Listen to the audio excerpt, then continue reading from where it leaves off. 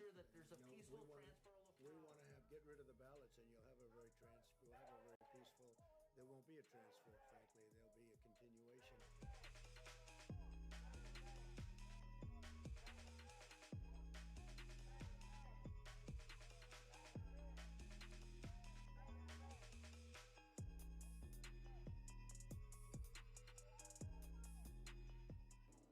What country are we in?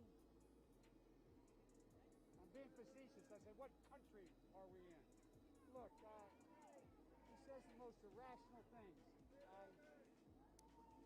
I don't know what to say about it, but it doesn't surprise me.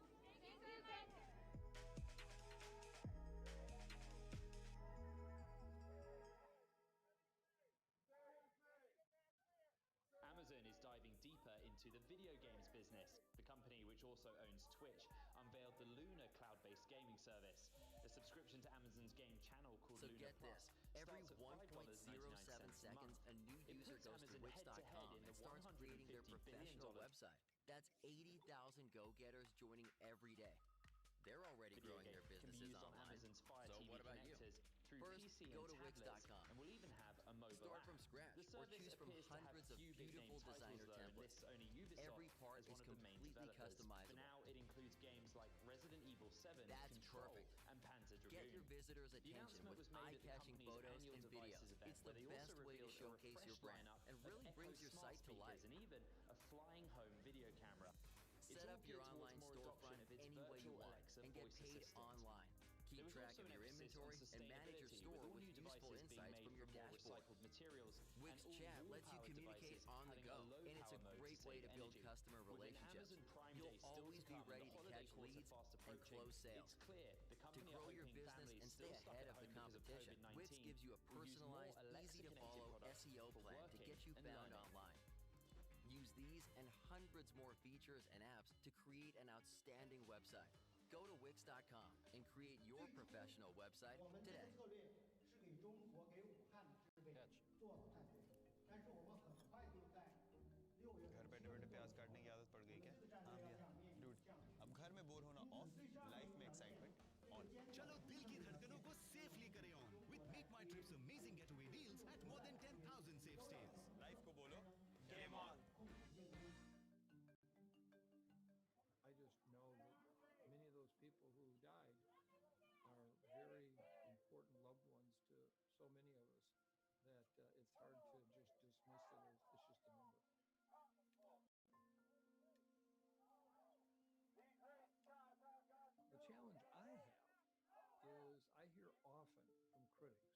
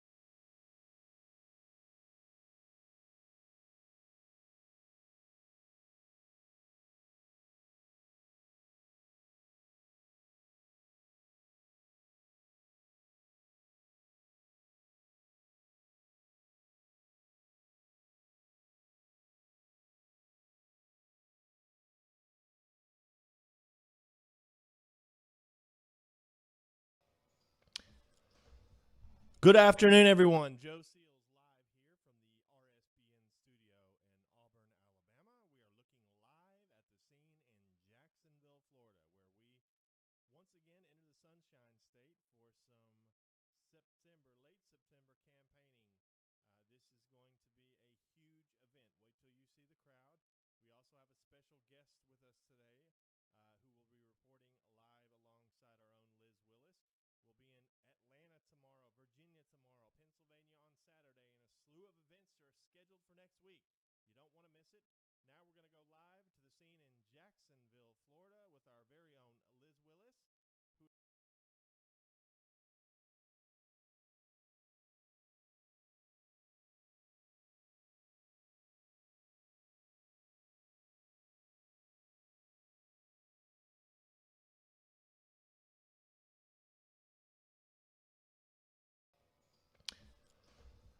Good afternoon, everyone. Joe Seals live here from the RSBN studio in Auburn, Alabama. We are looking live at the scene in Jacksonville, Florida, where we once again enter the Sunshine State for some late September campaigning. This is going to be a huge event. Wait till you see the crowd. We also have a special guest with us today who will be reporting live alongside our own Liz Willis. We'll be in Atlanta tomorrow, Virginia tomorrow, Pennsylvania on Saturday, and a slew of events are scheduled for next week.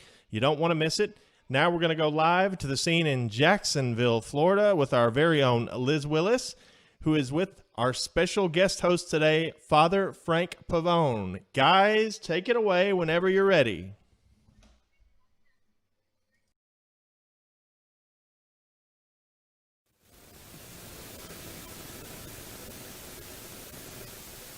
Right Side Broadcasting Network. We are here today for President Trump's rally live in Jacksonville, Florida, where his remarks are scheduled to begin at 7 p.m. We can expect some pre-speakers to start earlier that, something around 5 p.m. Again, my name is Liz Willis. I'm honored to be here, and I have a very special guest here with me today, so I'm going to allow him to introduce himself.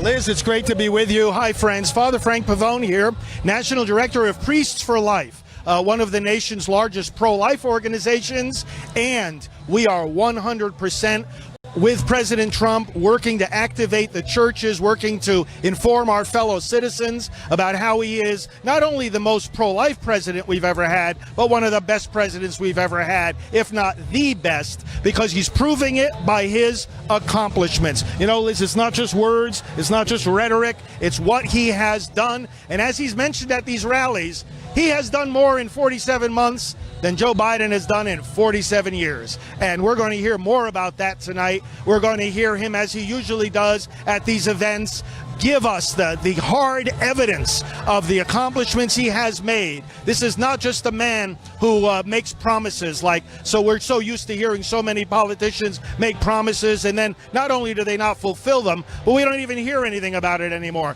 This man not only fulfills his promises, he fulfills more than he promised. And this is one of the reasons that we, together with the great American patriots who are gathering here right now, are so delighted to be here and so delighted to bring this to you. I have been so grateful and so impressed by the work of Right Side Broadcasting. I just want to say to the whole team, starting with Joe and Liz and everybody else that works in this team, thank you on behalf of countless Americans for bringing us the president, mic to mic, no interruption, no spin, and no apology. So it's great to be here with you. Father, you really are a natural.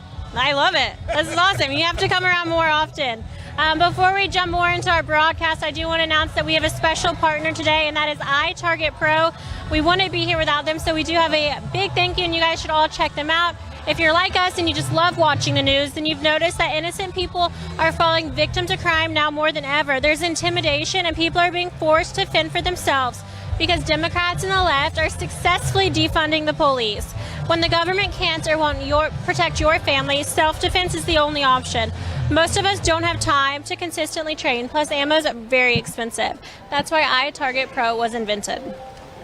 Using their proprietary app and laser bullet, you can now train safely in the convenience of your own home with your actual firearm. Our iTarget Pro comes in all major calibers, so you can stay sharp with almost any firearm. Today, you can get 10% off plus free shipping with the offer code SAVE10. This is the smart iTargetPro.com, iTargetPro.com. Use offer code SAVE10, that's SAVE10 at checkout for percentage off and free shipping.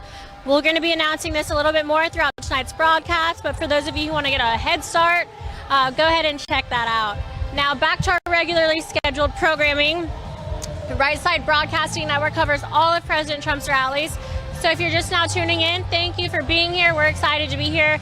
Our goal is to make it feel like you have the experience of being here with us as well in Jacksonville, Florida. So just to talk about everything that's going on, Father Frank, of course, has his notes prepared. He is going to kill it as well. But to get head started on the climate and what's going on, it's a little bit overcast in some areas and then direct sunlight in others.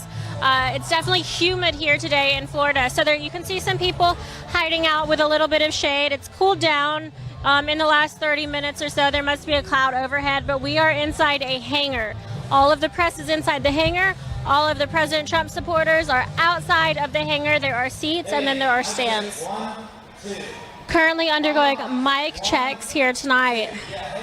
So Father Frank, you normally watch the rallies, but is this your first one attending? No, I've been to some of the rallies before. In fact, I was privileged living here in Florida now ourselves. We're in Titusville, and we went to the kickoff of the re-election campaign, the big rally in Orlando. That was a year ago, June.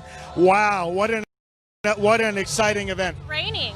Yes. Did you get caught in the rain? No, we were good because we were privileged to be with the president before he came out on the stage, because Alveda King is the niece of Martin Luther King Jr., and for those that don't know, she's part of our team at Priests for Life. She's worked with me for about 15 years now. So Alveda and I went to that rally together, and boy, was it exhilarating. You know, folks know that with Right Side Broadcasting, we see the whole crowd.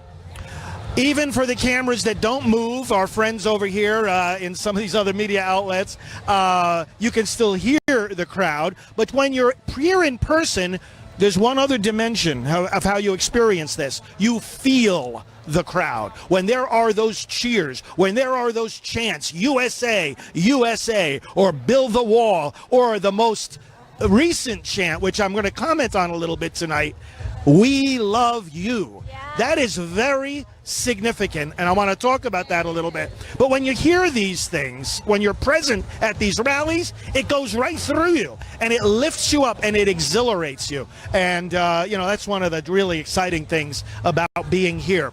You know, folks, I want to talk to you about something that is so real here. You're not just watching.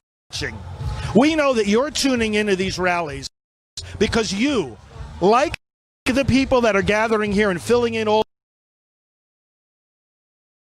there's not a frown in this crowd. These people are smiling, these people are laughing, these people are already, they're singing, they're jumping up and down.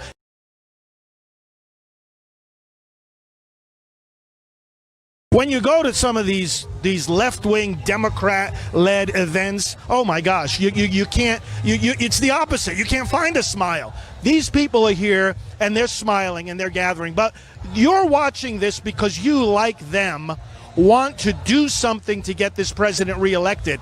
And that's why I want to urge you right from the beginning of this broadcast, start sharing it now. We've got a few hours before the president is actually taking the mic here in Jacksonville. You have a great and tremendous opportunity to let your friends, your followers, your email list, your social media presence, everybody you can reach right now. Let's do this actively. It's not just a passive thing that, oh, we're going to watch the rally. No, there's no such thing as watching a Trump rally. We participate in it wherever we are. You're watching from California. You're watching from Alaska. You're watching from other parts of the world, perhaps. Let's all participate in the rally. You know, the reason the president does all these rallies is multiple reasons. And but one of the big ones, and this is a way we all participate, is that it's voter education.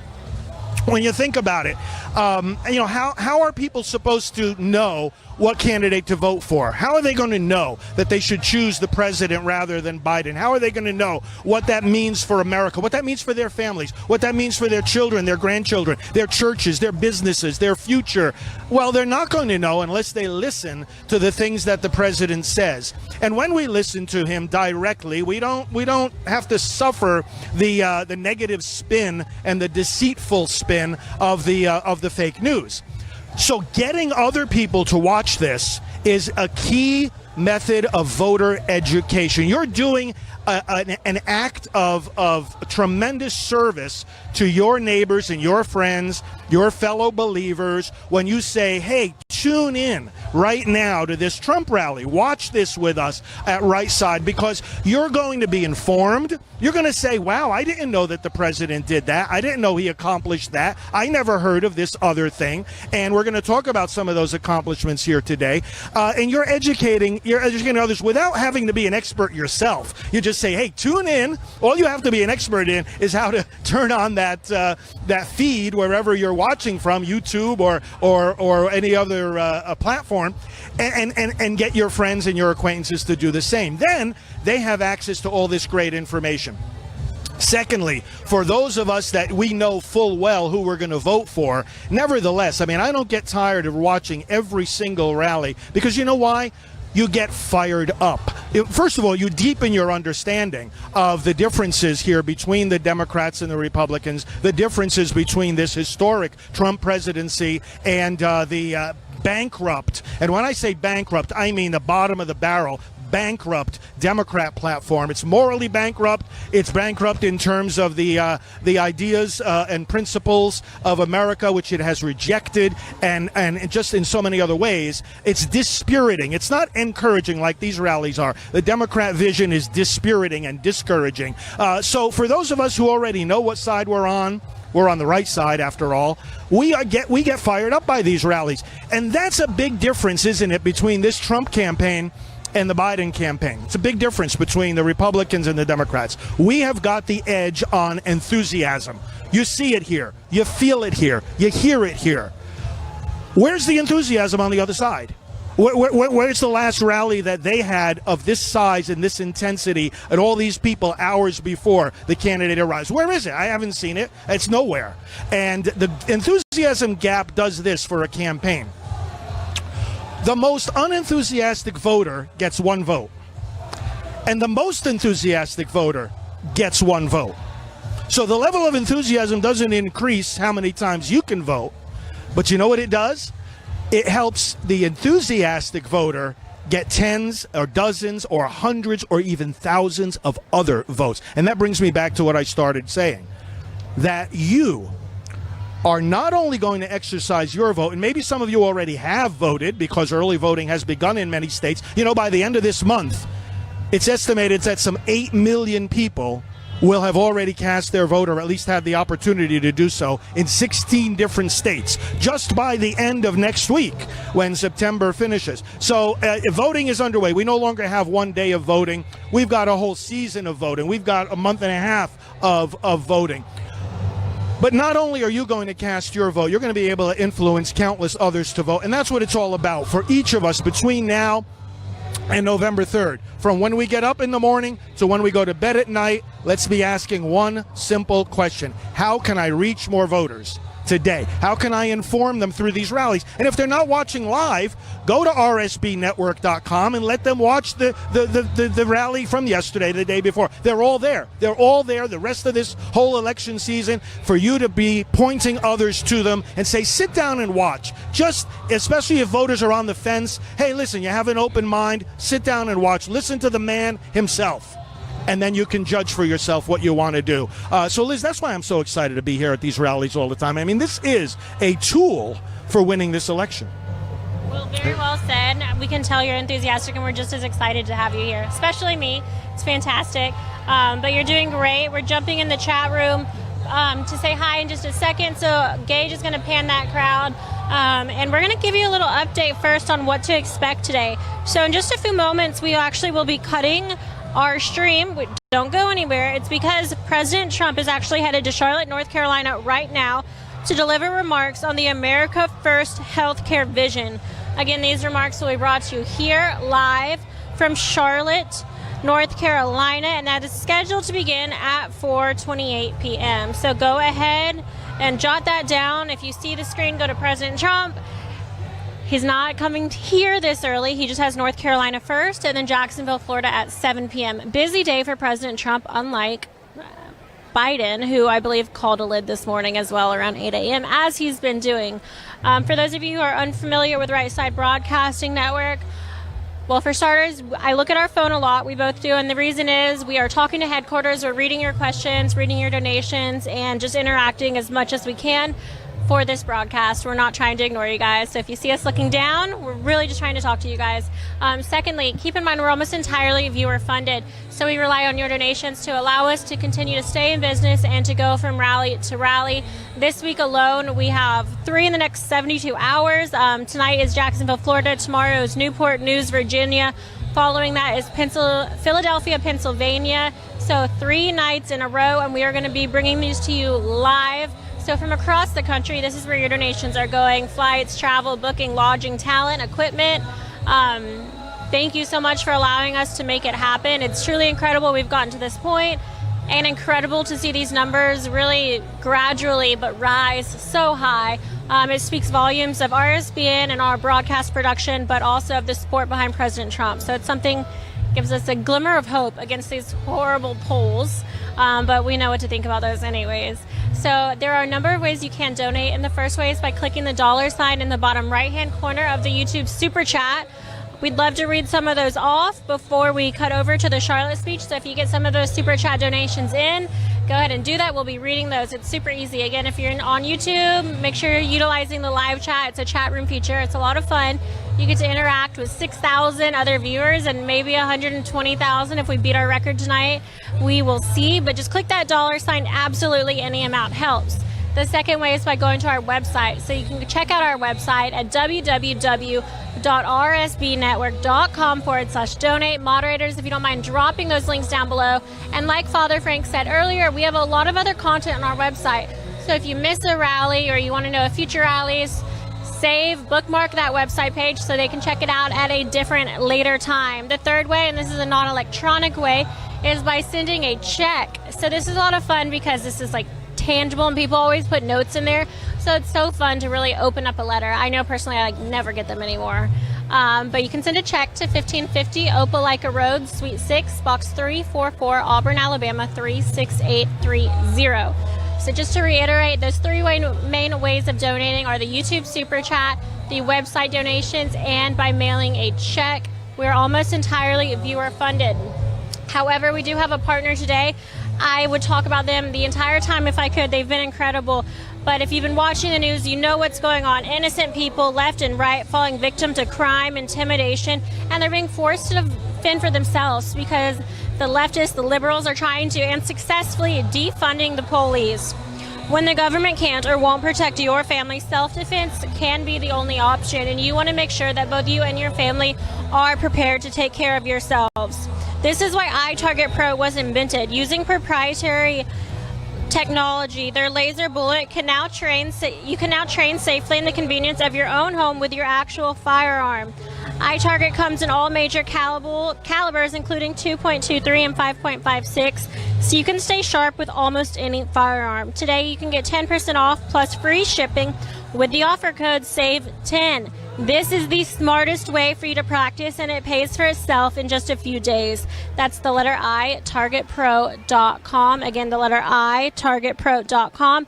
Use offer code SAVE10 at checkout. Thank you, guys. We got some rock stars behind us here today. We're going to zoom to y'all.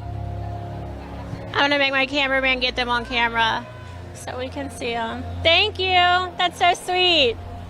Love you guys. You're the guy on Twitter. Yeah. You did. Good job. It took me a minute. The face. Nice to see you. Oh my gosh. Like I said, we're completely live.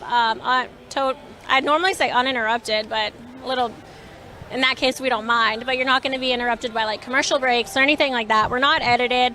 So you actually get to see fellow viewers that normally watch from home, and in this case actually got to come to a rally today. That's super exciting.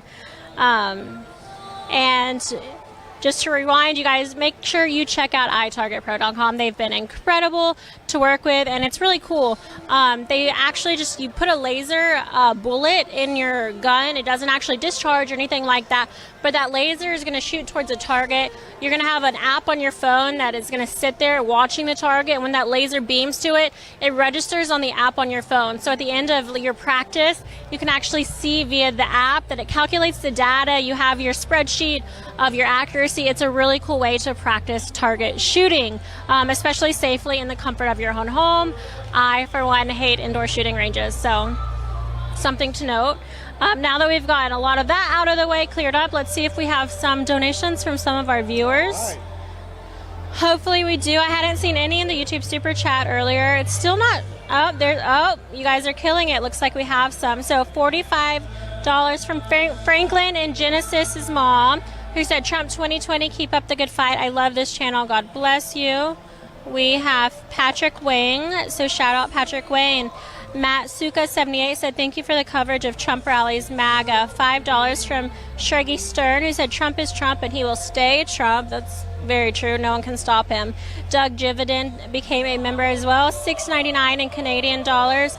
A new member from Eddie Tenpenny, so thank you. $10 from Music KCMO. And 2 new members. Nikki is one and the other one is Devin Bryan. We're going to keep you guys updated throughout the day of the donations that come rolling in and as many shout outs as we can possibly give. And again, keep in mind, in just a few moments, President Trump will be live from Charlotte giving remarks on healthcare and his vision for that, the America First healthcare vision. We're live right now in Jacksonville, Florida. What do you think so far? It's wonderful. You know, I think sometimes when we hear from viewers and donors from other countries, this is something important to keep in mind, brothers and sisters. President Trump is not just leading the United States of America. Of course, he always says, hey, I'm not the president of the world. I'm the president of the United States. And that's why America First as a philosophy, as a governing philosophy, makes a lot of sense. However, when you put America first, you're also helping all the other nations of the world. And, you know, I have, through my ministry, a lot of international contacts. And I hear from so many of you brothers and sisters as well in other countries who appreciate the leadership of President Trump. And he appreciates you. He is leading, for example, in defending religious freedom throughout the world. That's a value that we all who are watching now share very deeply. Well, do you know that the president has taken here in the United States unprecedented steps to train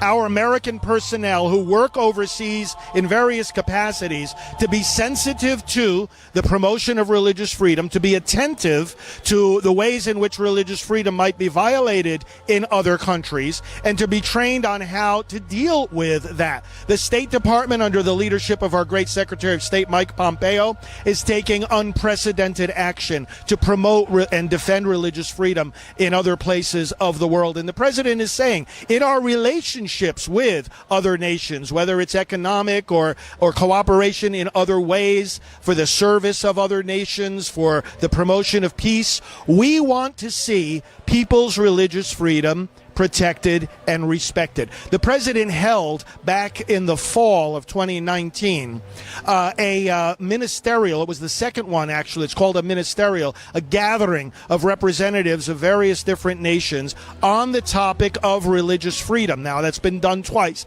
It was the first time that this has ever been done in history. And also back in September, he addressed the United Nations, and addressing that body of, again, people from all different countries, he spoke about this right that we all have of religious freedom. It flows from our human dignity. You know, we all seek God in one way or another. We seek to know his truth. And that seeking and holding to his truth and then living it out in our daily decisions has to be done freely. We don't want government either forcing people to believe or live in a particular way in regard to religion, nor do we want them interfering with it. And that, of course, is one of the great things about the United States of America, is that right from the beginning, our founding fathers made it clear that government would not either establish a state religion nor interfere with the exercise of religion. And President Trump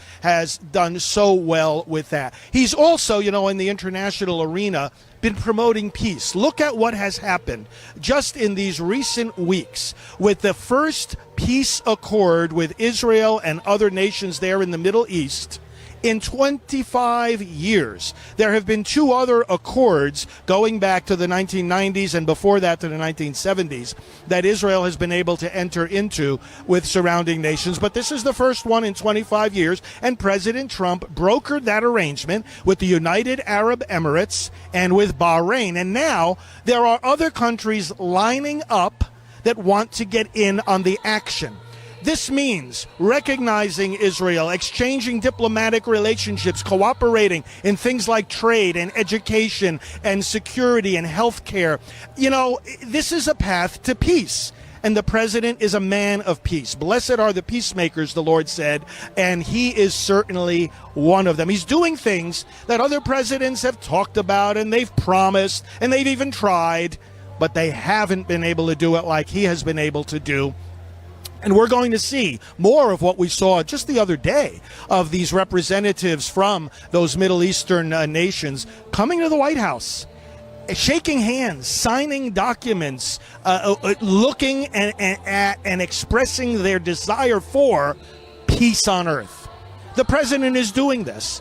And you know, it's very important to us, of course, as Christian believers, the status of Israel, the protection of Israel from people who, you know, call it their enemy, or they say should be wiped off the face of the earth. This is not only of importance to our Jewish brothers and sisters, it's of importance to us as Christian believers. We are rooted in the covenant and the law and the prophets of the Old Testament and the history of Israel, where Jesus Christ was born and preached and was crucified and rose from the dead. And so this is of importance. And the religious world intersects with the political world when we see a president like we have now brokering these peace deals. Do we want more peace in the Middle East? Do we want more of this progress? Do we want more of this achievement of the desires of the human heart for religious freedom and for peaceful coexistence? Of course, the answer is yes. And that's why we're here. That's one of the many reasons why we're here, why you're watching, why you're spreading to others these rallies, because we have a man here who's getting it done. And he knows that he depends on God. I've had the opportunity to speak a number of times with the president. I speak constantly with people who are very close to him and working with him day by day in his administration. I speak regularly with pastors who have had the privilege of ministering to him personally.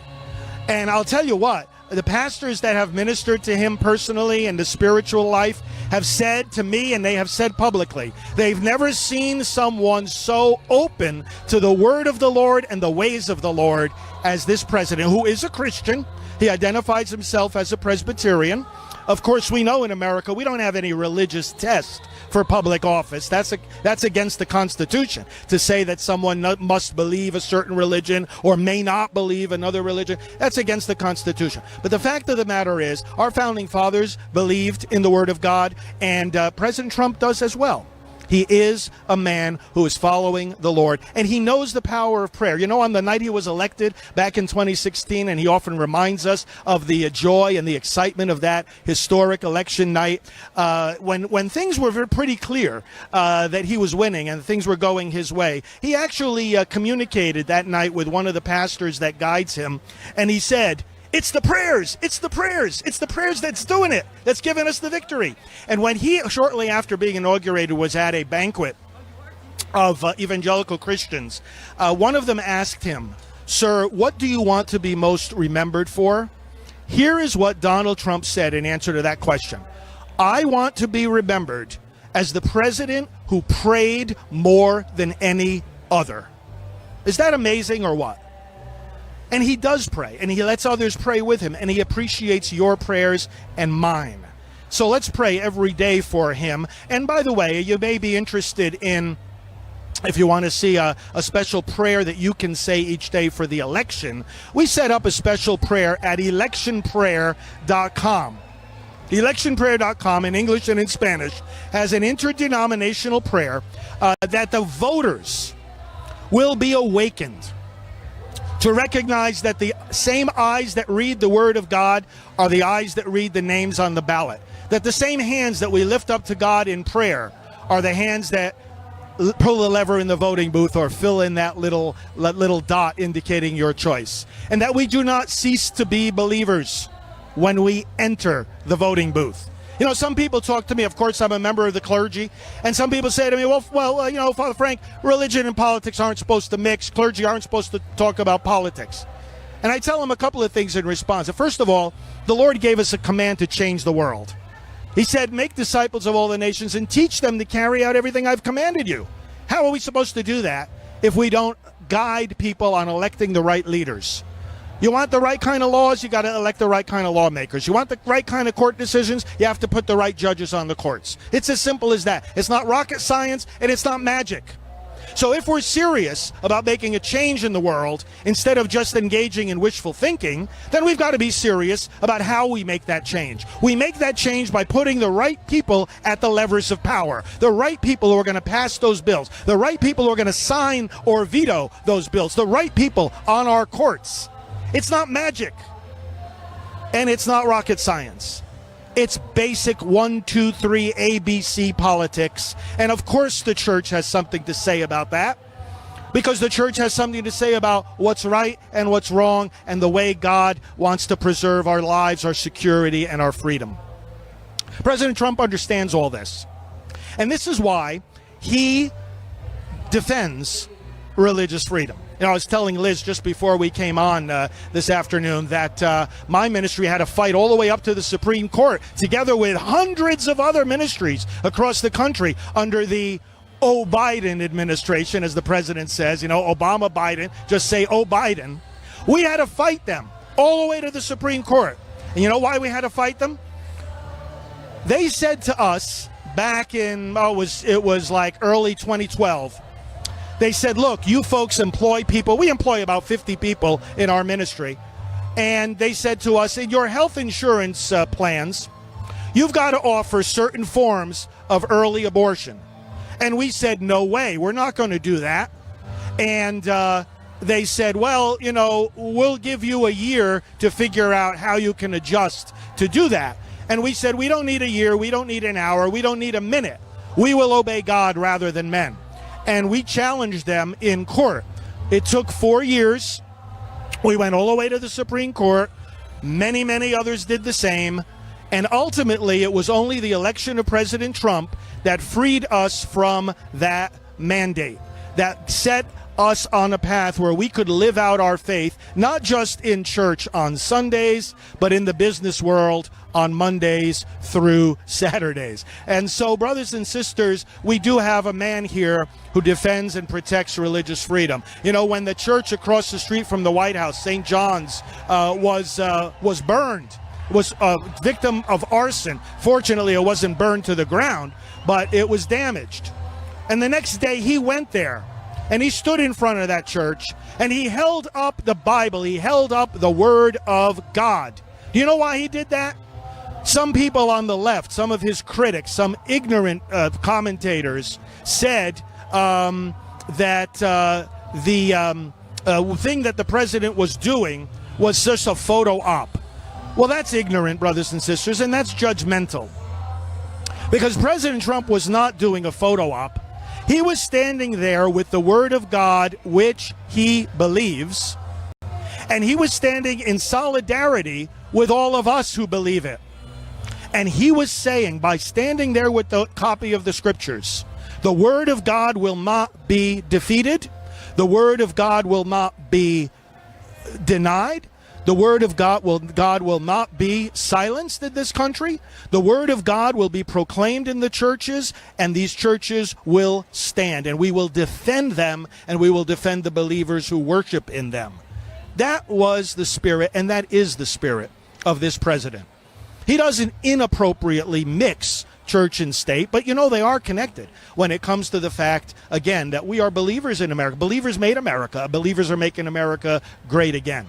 He visited also the shrine of, in honor of St. John Paul II, a pope who is revered across the Christian world, as so many of you know.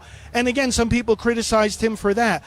But John Paul II was also someone who defended religious freedom throughout the world. Remember when he went back to his homeland after becoming Pope, he stood there with vast crowds and he said, we need freedom. And the people were crying out, we want God. We want God. Because the belief in God was being suppressed by the communist regime. And that was the beginning of the end of communism in Poland. And the Pope brought those people together and fired them up. And President Trump gave a stirring address in Warsaw. He gave a stirring address there where John Paul II had also spoken, and he spoke. Go back and look up that Warsaw speech. It is so awesome, and it shows again, as I was speaking to our international friends, the regard that he has for the whole world, the regard that he has for the very principles of Western civilization. That's what's at stake in this election. It's not just a choice between Donald Trump and Joe Biden. It's not just a choice between Republicans and Democrats. The choice in this election is between the principles of Western civilization or mob rule. The choice is between the Constitution of the United States or just being ruled by a corrupt culture and activist judges. It is the choice between freedom and prosperity on the one hand, and poverty and oppression on the other. We have the crowd here chanting 4 more years, and we have various people walking through the crowd right now with the American flag, and everybody is just united in this beautiful, beautiful chant, in this deep desire flowing from our conviction about the things that we have been talking about here. USA, because this is a country that knows those principles, that was founded on those principles, that is going to defend those principles here in our homeland and everywhere in the world where we have an influence. Isn't that beautiful to hear that applause? And that leads us to another reflection about these rallies. President Trump, contrary to what some people say about him, is not a divider. He's not a divisive man. He is a uniter. Now, why is that? He's a uniter, brothers and sisters, because if you want to have a united nation, you have to hold to and understand and believe in the principles that define that nation. If you want to have unity in a nation, you have to know who you are. You have to have an identity. You have to learn that identity. He's a uniter. And therefore, we saw his recent action in saying our students need to learn the truth about America. And so he instituted the 1776 Commission to make sure that our children, our grandchildren, our students in school learn what America is really about, learn the true history of this country and not the lies of the other side. In order to have unity, we have to remind ourselves of the principles of freedom, of respect for life, of respect for the family. As the president has said at these rallies, faith and family, not government and bureaucracy, are the American way. Well, by articulating those principles, we build unity. We're uniting around something. Unity is not just some kind of vague thing. You unite around something. And the president clarifies and extols what that something is. Unity also comes through our national symbols. The president loves the flag, loves the national anthem, and reminds us we all have to love those symbols of our unity. The president says we are one nation under God. Unlike the very sad spectacle, and he's been mentioning it at these rallies, of the Democrats in their convention not once but twice in their caucuses, leaving the words under God out of what they said, he emphasizes them. In fact, we've been seeing at these rallies that when the Pledge of Allegiance is recited, not only are the words under God said, but they're shouted. They're said with extra emphasis. He's uniting this country on the very principles that define it. There's another way that he's a source of unity. President Trump unites America through the success of America. When we have success in our economy, and he built the largest and strongest economy, not only in our history, but in the entire world. Before, of course, the pandemic came, we had to shut it down temporarily, but now it's coming back with vigor. That's success, and success unites. When we have seen under this president the largest reduction in poverty that any administration has ever seen, success unites us. When we've seen more job creation just in the recent months than in the whole history of our country, success unites.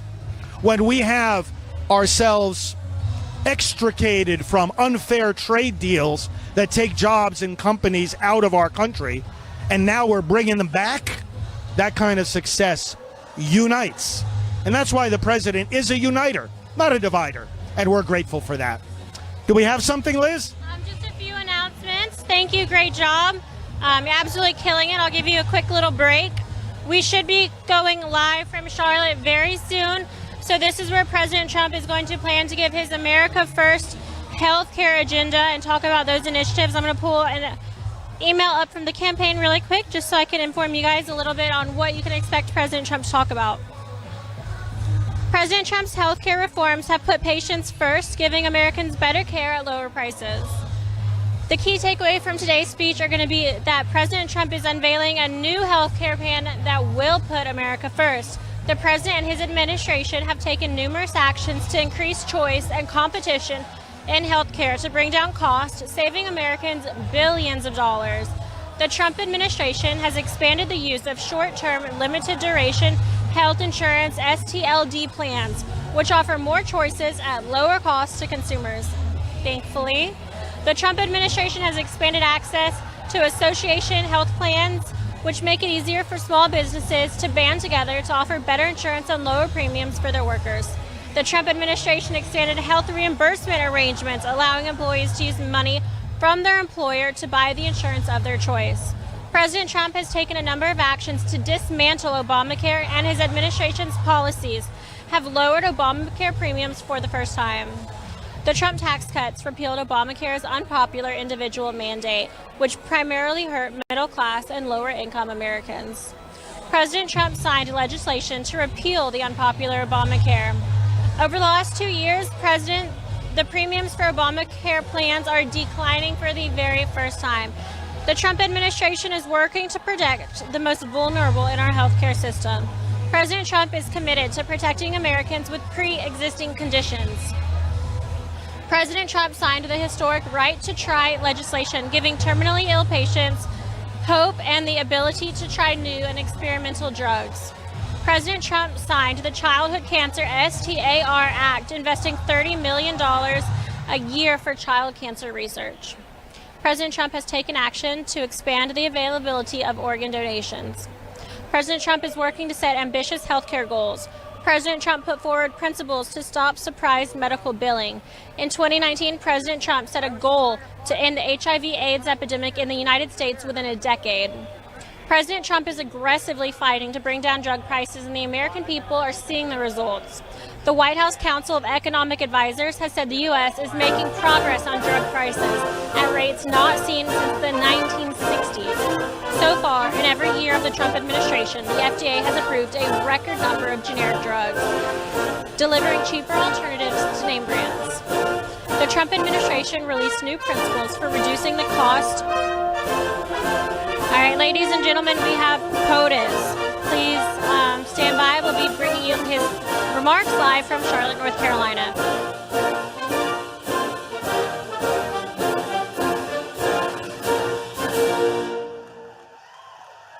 Well, thank you very much. Thank you. Thank you very much. So many doctors, so many fantastic doctors, nurses. That's great. Please sit down. I'm thrilled to be here in North Carolina with so many of these unbelievable professionals, doctors, nurses, and amazing healthcare workers. Really an honor of mine. As the world witnessed during our battle against the China virus, America has the greatest medical professionals anywhere on earth. Today, I will lay out my vision for a healthcare system that puts patients first, families first, and perhaps most importantly for all of us, America first. Thank you. Thank you. Under the America First healthcare plan, we will ensure the highest standard of care anywhere in the world, cutting-edge treatment, state-of-the-art medicine, groundbreaking cures, and true health security for you and your loved ones. And we will do it rapidly, and it's in very good order, and some of it has already been implemented. In short, we're delivering better care with more choice at a much lower cost and working to ensure Americans have access to the care they need. My plan expands affordable insurance options, reduces the cost of prescription drugs, will end surprise medical billing, increases fairness through price transparency, streamlines bureaucracy, accelerates innovation, strongly protects Medicare, and always protects patients with pre-existing conditions.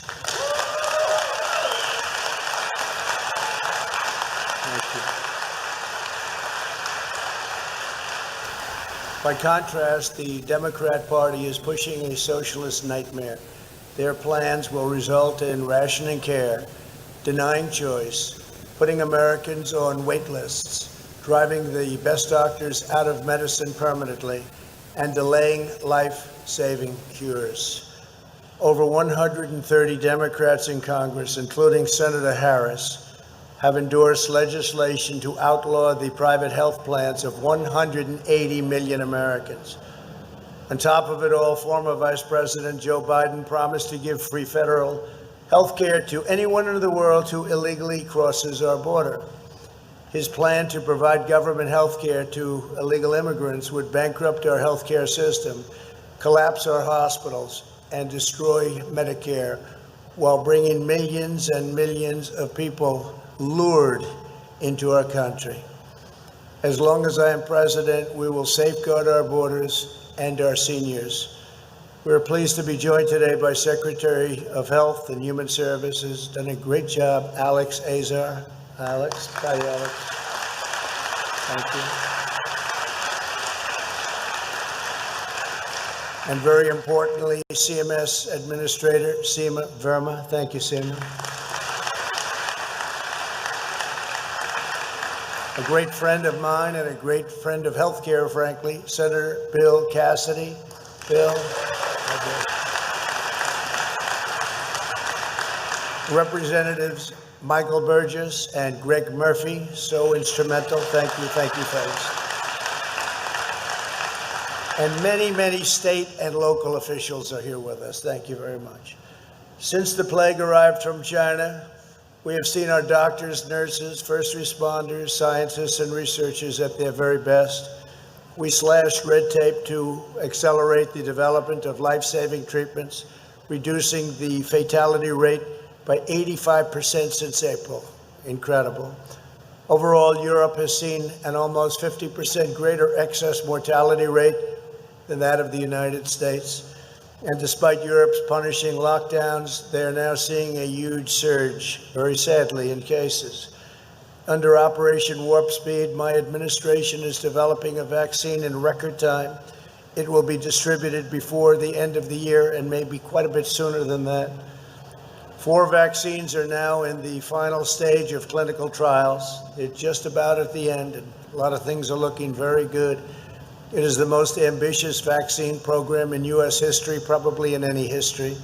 The vaccines are being mass-produced in advance so they can be delivered within 24 hours of approval.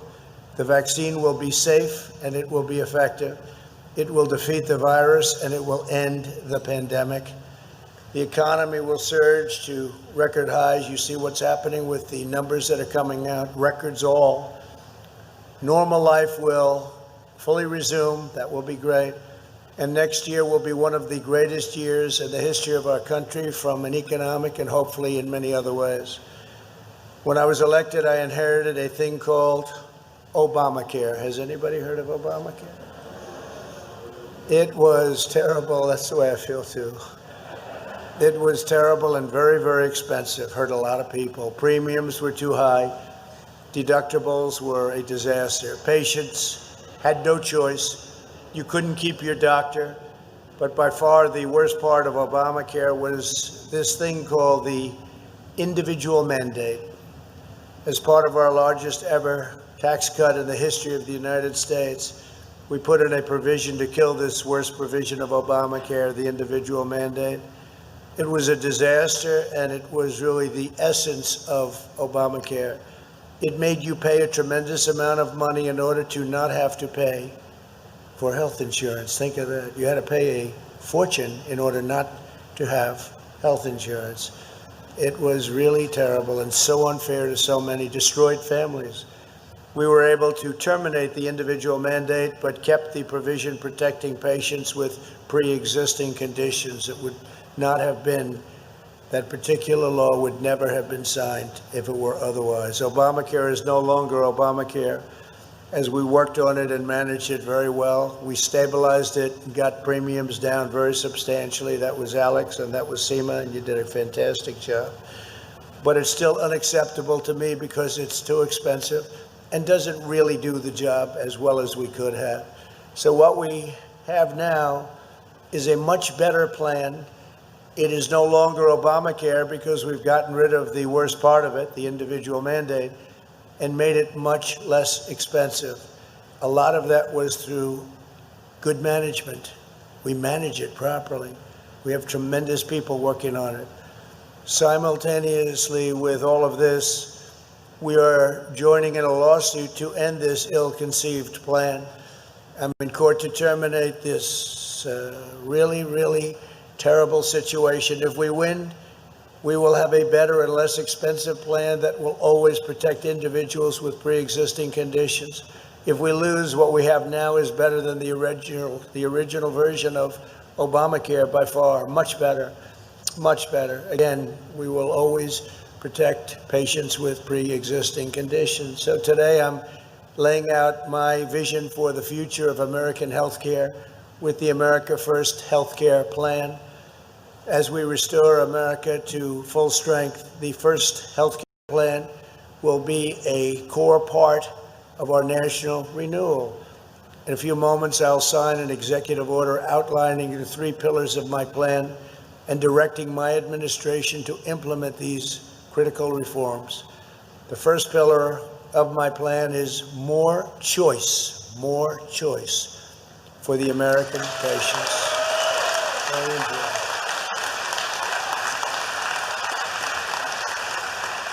The last administration severely restricted consumer choice through the greatest healthcare lie ever told. If you like your plan, you can keep your plan. If you like your doctor, you can keep your doctor. You remember that? 28 times that was stated by our president, but it turned out not to be true. When I took office, more than 50% of counties nationwide offered plans from only a single insurance company on the individual market. Starting next month, more than 90% of the counties will have multiple options to choose from, which is really some difference.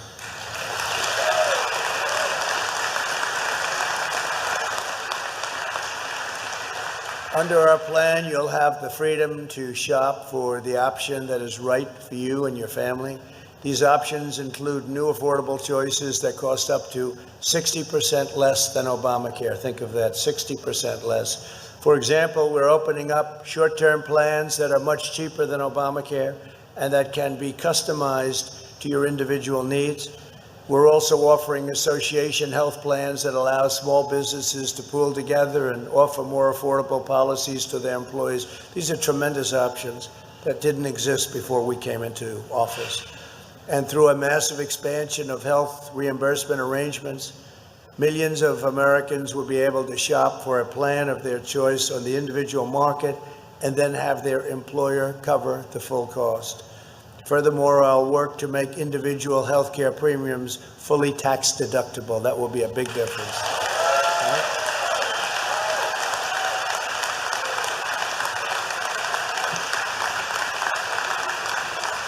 Through these and other reforms, we're putting American patients back in charge and we're putting them first.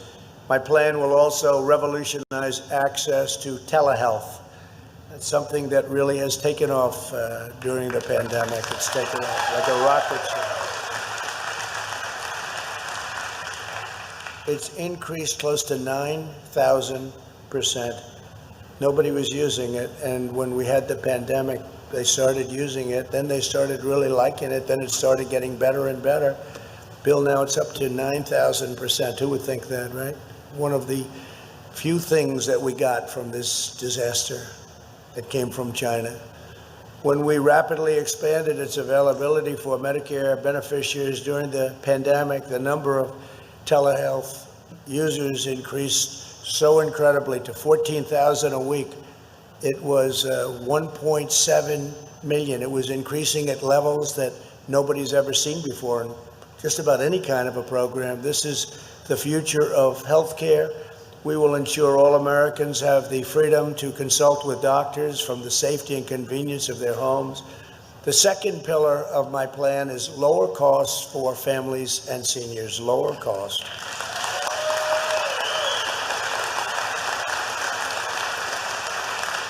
For years, patients have been shocked to receive unexpected bills for thousands of dollars in medical services they never agreed to.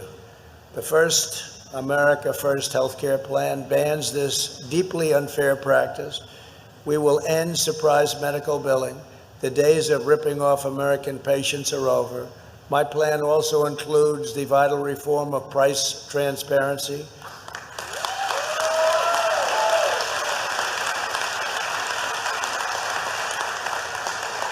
And price transparency is great for the great doctors, the good doctors, and it's also great for the great and good hospitals. That's where it's really fantastic for them too, in addition, obviously, to the patients. For the first time ever, we will create true competition in healthcare. Both hospitals and insurance companies will be required to post all of their prices online. This transformative policy will allow you to see your exact out-of-pocket costs before you go for treatment, making it easy to shop for the best price. Costs will come way down. Some people think this will have a bigger impact than healthcare itself. It's a tremendous thing. No matter where it's been put, it's been an incredible service, and it's worked miracles. It's been brilliant for patients. Next, I'm taking on the lobbyists and the special interests to lower the price of prescription drugs. For years, American patients have subsidized socialist nations.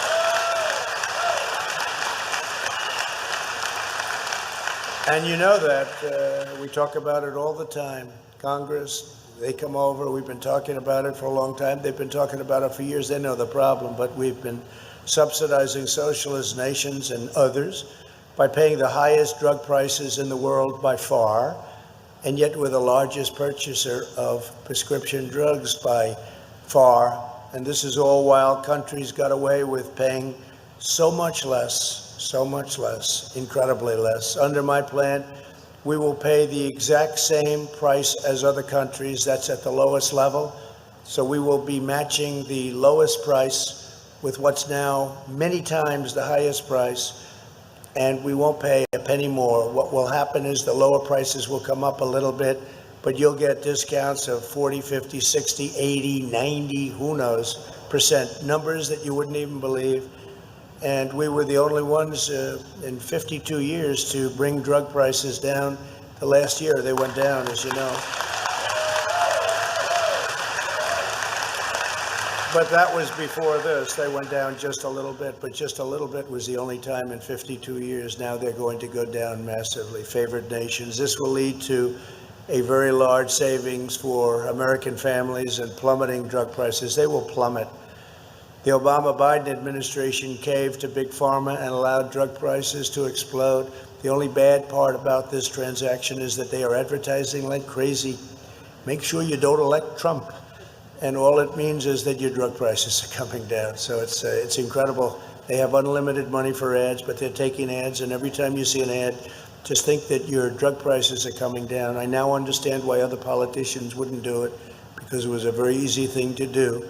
But it took a certain amount of courage, I will say that.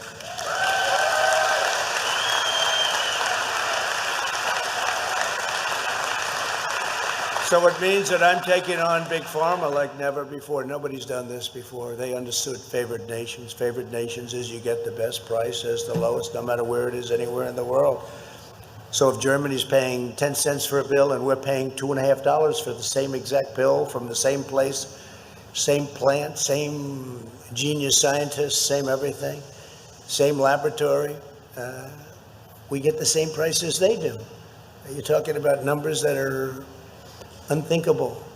Favored nations clause. So it's really something, and they're attacking me viciously. We know that, and they're attacking me really because I'm fighting for you. But it's worth the fight. It's worth the fight. I think people are going to understand.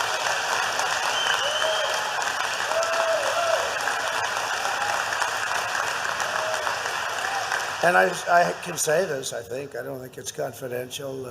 Our chief of staff is here, Mark Meadows, from a very great state known as North Carolina. Yeah, happens to come from North Carolina. That's good stuff. He wanted to be here for that reason, probably more than even listening to this because you've heard it. But Mark will tell you that Big Pharma is calling and negotiating, and they want to make a deal. And there's a deal somewhere, but it's something that's taking place right now. So they're negotiating, but this is where we are, and they're negotiating for one reason. Before that, they wouldn't even think about negotiating with any other administration. They cannot believe this is actually happening. And if we can make a deal, we will. But Mark, you're negotiating literally as we speak, right? So if he doesn't make a great deal, we'll blame North Carolina, okay? So that's great. Now, Mark is a real pro at this, understands it. Complicated business, but he understands it very well. Today, my administration's taking action on every piece of the executive order I signed on prescription drug importation in July. The American people pay an average of over, listen to this, 3 times more for medicine than Canadians. So you could be 2 feet away on each side of the border, 3 times more. And that's the way it is. Canada is far more than many other countries. My plan will allow states, wholesalers, and pharmacies to do something career politicians have promised for decades because it was very simple as an idea, but never delivered. We will finally allow the safe and legal importation of prescription drugs from Canada. So this means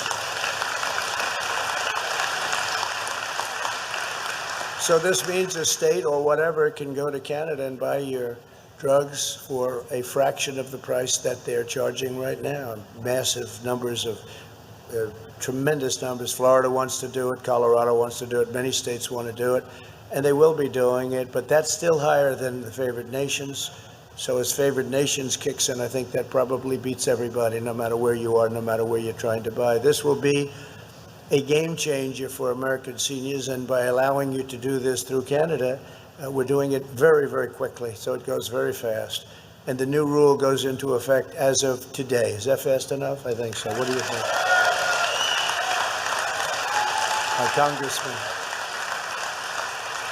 The America First health care plan includes another historic provision to benefit our great seniors. Under my plan, 33 million Medicare beneficiaries will soon receive a card in the mail containing $200 that they can use to help pay for prescription drugs. Nobody's seen this before. These cards are incredible. The cards will be mailed out in coming weeks. I will always take care of our wonderful senior citizens. Joe Biden won't be doing this.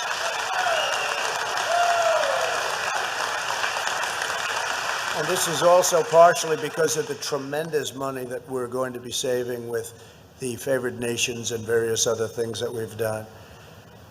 We've approved more affordable generic drugs than any administration in history. I had no idea, but I have had many doctors who I have great respect for, by the way, come to me and I said, well, what's the difference between this and this? One is a very well-known name. One is just a pill in a bottle with no tag on it.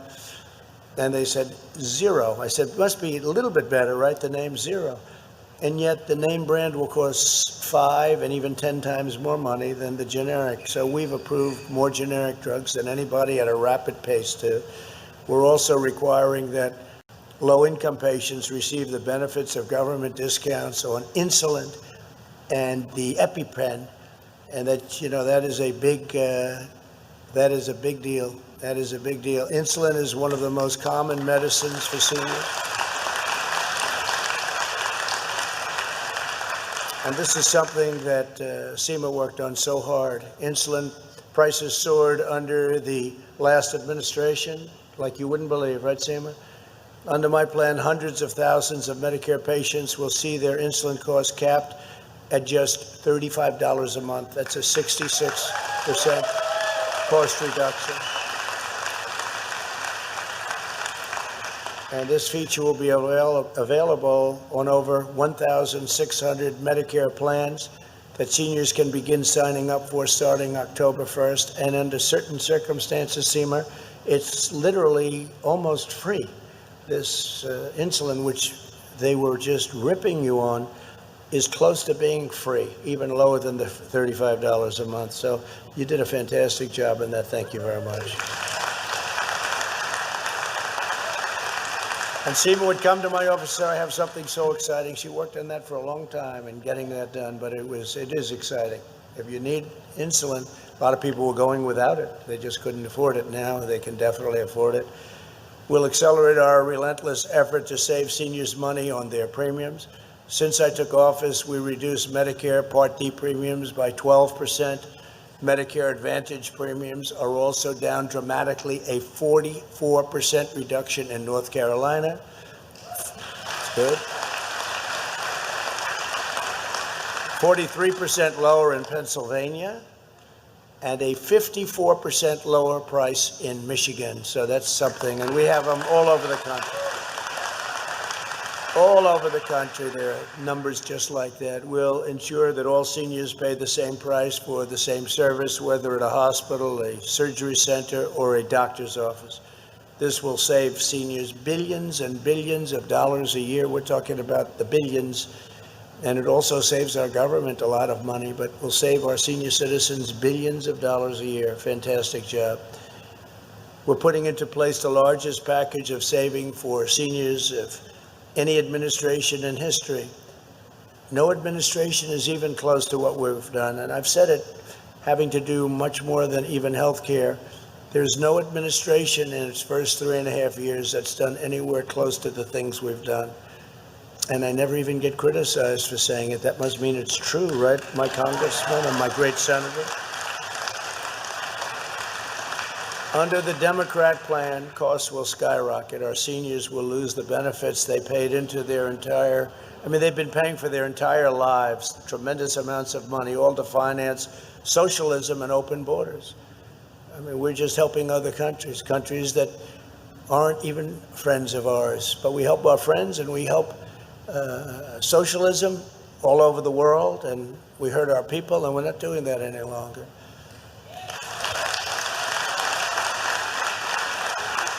As long as I'm president, no one will lay a hand on your Medicare. Your Medicare is going to be safe, and it's going to be solid.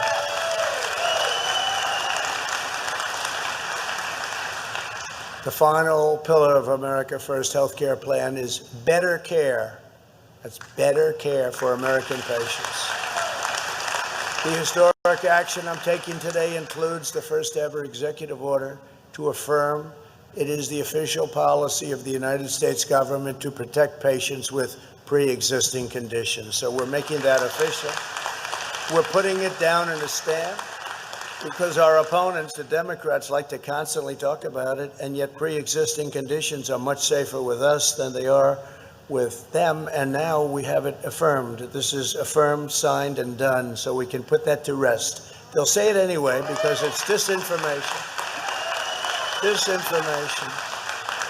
Same thing goes for Social Security. You remember during the last campaign 4 years ago, they kept saying I was going to destroy Social Security. I made Social Security stronger, better. They will be the ones that destroy Social Security because they're going to destroy our country. They will destroy our economy. So Social Security, nothing happened. I keep saying, whatever happened to Social Security? Remember, he is going to immediately attack. No, just the opposite. Your Social Security is 100% with me, but it's not 100% with them. Any health care reform legislation that comes to my desk from Congress must protect the pre-existing conditions or I won't sign it. And I made that pledge, last week, but now I'm making it in writing. We're putting it down, and we have it signed, and we have it sealed.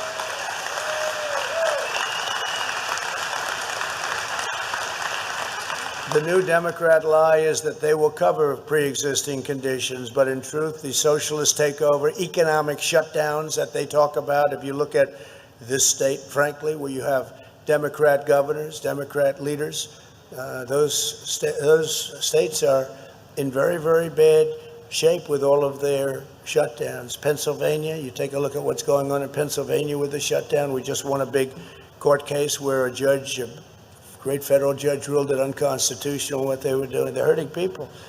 There's damage on the other side of a shutdown. People don't realize with suicides and drug use and all of the alcohol.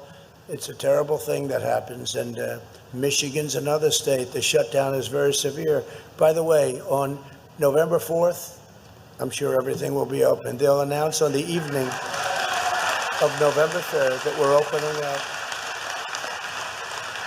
unless these unsolicited ballots don't come in for weeks and weeks and weeks. You know, they want them to come in over a long period of time. It's going to be a very interesting day. November 3rd, it's going to be a very interesting day. And coverage for illegal immigrants will collapse. Our economy will collapse under their system and make your healthcare system totally insolvent. You know that as great doctors and people that do this, you know that. What they're doing is socialized medicine, and it's not acceptable. It's going to be a disaster in terms of quality and cost. It'll ruin our country. Under their plan, you'll lose your doctor again, and you will lose your coverage. You will lose everything having to do with what we're talking about on my watch. I will never let the radical left take away your health care. You'll always have health care.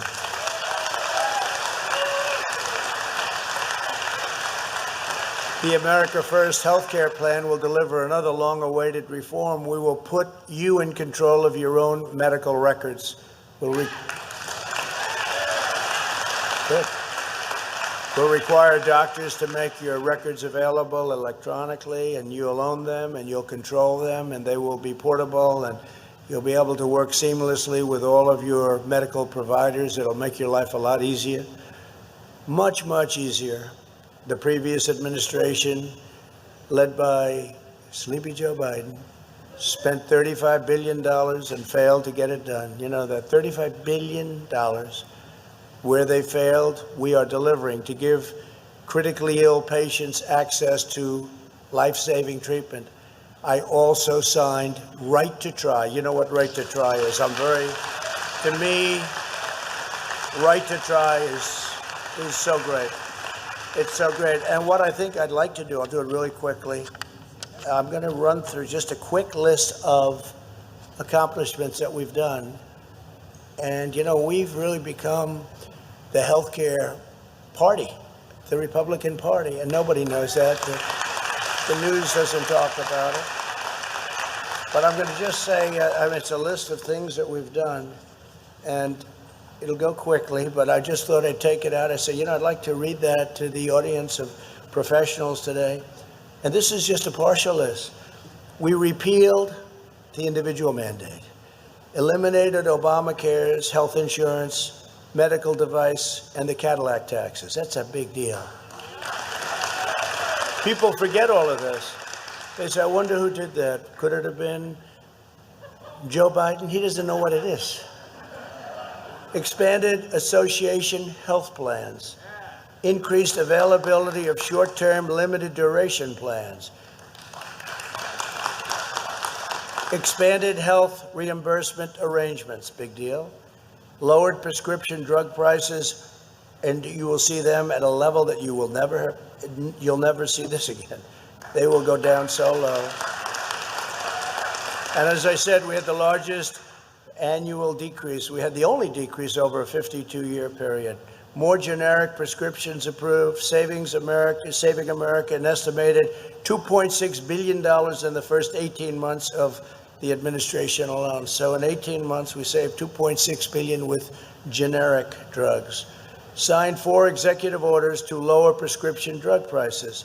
Signed legislation banning pharmacy gag clauses. Does that make sense to you? I mean, what people were under and what even the pharmacists had to do was it was embarrassing to them.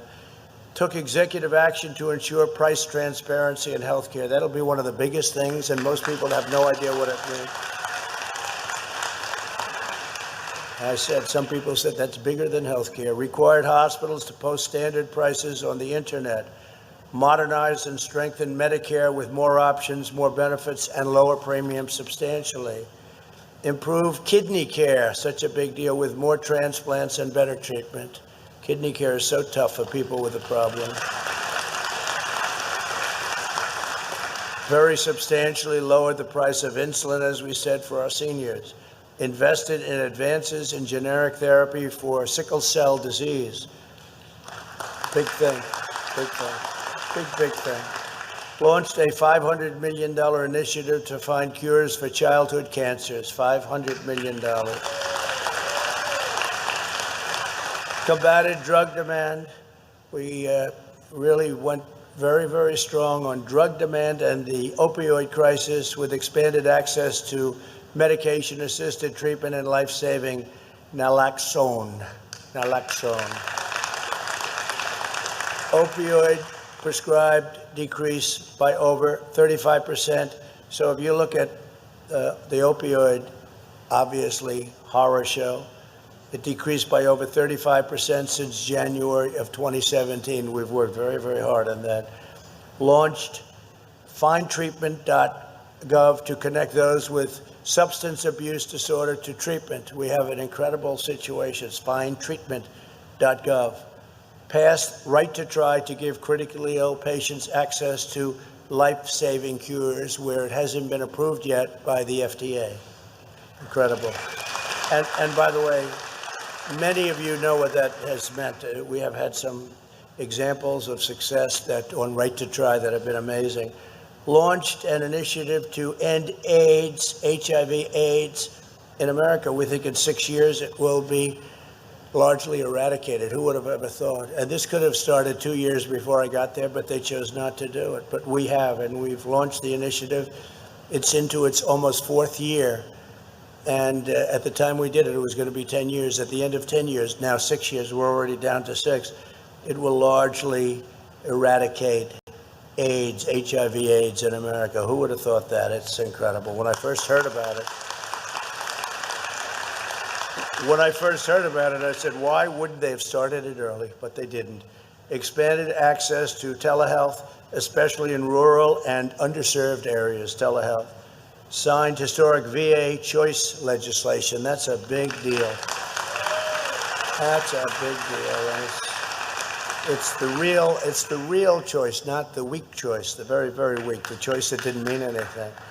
But it's been a tremendous success, and we just got a 91% approval rating from our vets, the highest we've ever had by a lot, the highest.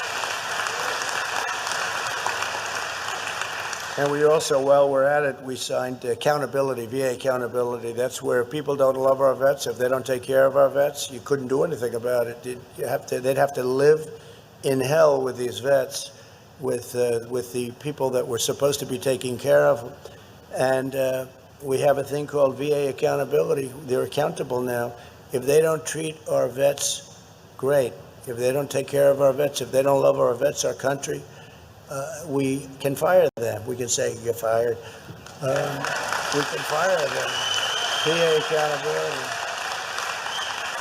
That's a big thing. So VA choice, VA accountability. Took executive action to prevent veteran suicide and launched the 24-hour veteran hotline for suicide. And it's really working. And signed the largest ever increase in child care development block grants. Those are just some of the things that we've done. We've done actually a lot more than that, but we have to get back to business here, right? Those are things that we've done, and nobody has any idea when you look at a list like that. Democrats have never done anything like that. Under the Democrat socialist agenda, an avalanche of regulation would extinguish the flame of excellence that makes America the center of scientific discovery, groundbreaking treatment, and life-saving cures. In our all-out war against the virus, we've lifted bureaucratic barriers and marshaled America's scientific, industrial, and technical brilliance, and we do have total brilliance. Some of it's in this room, by the way, in case you don't know. I will apply, it really is some of the people, right? Right, Bill? Some incredible people in this room. I'll apply the same determination to accelerate medical breakthroughs in all areas, including for Alzheimer's, diabetes, generic treatments for sickle cell disease, early detection of cancer, and much, much more. Already to improve care for Americans with kidney disease, we enable patients to receive at-home dialysis, and we're investing in the creation of an artificial kidney. We're getting very close. and we introduced critical incentives to make more kidneys available for transplant, a change that will save tens of thousands of lives. What people have to go through with kidney disease is incredible. It's incredible. They work so hard. I said, how do? They can live a long life, but it's so much work to do it that they literally, one doctor told me that they die of hard work. It's such a job to go and I guess dialysis, etc. It's such a hard job that they die of literally, they die of just hard work. It's incredible what we've done there and what we're doing, and especially with some of the research that's been done, what we're coming up with. You'll be seeing it very soon, I believe. As we invest in the future, we will permanently bring our medical supply chains back home.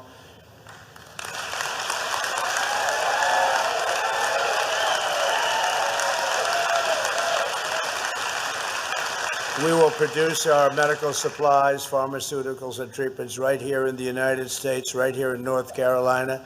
We're going to bring a lot of business too. If you remember, Puerto Rico used to do it, and then they brought tax legislation that destroyed that whole thing. They all left, but they were very happy in Puerto Rico. We're going to bring it back to Puerto Rico and many of our states that will be doing it. And North Carolina, I see, is on the list as being a very top one. So we're going to bring it back to North Carolina and the country.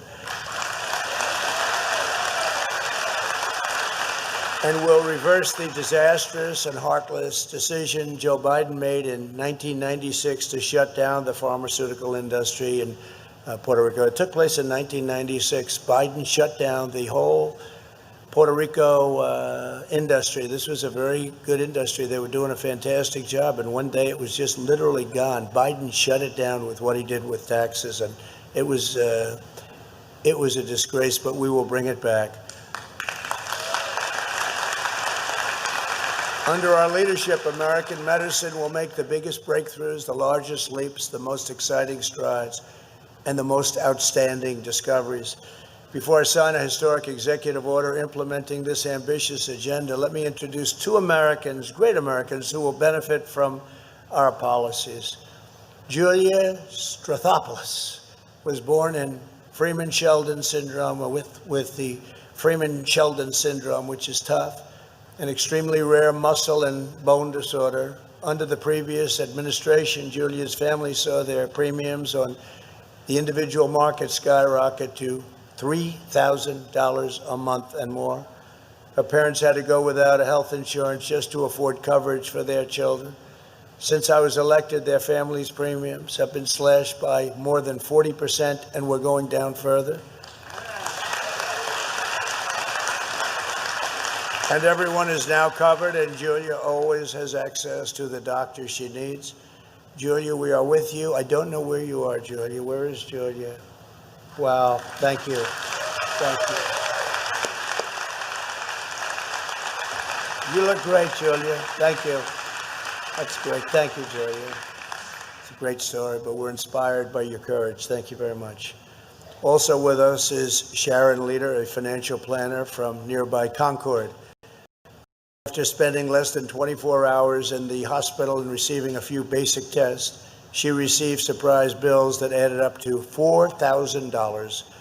That's a lot of money, despite having insurance. Sharon, those days will soon be over because we'll end surprise medical billing once and for all.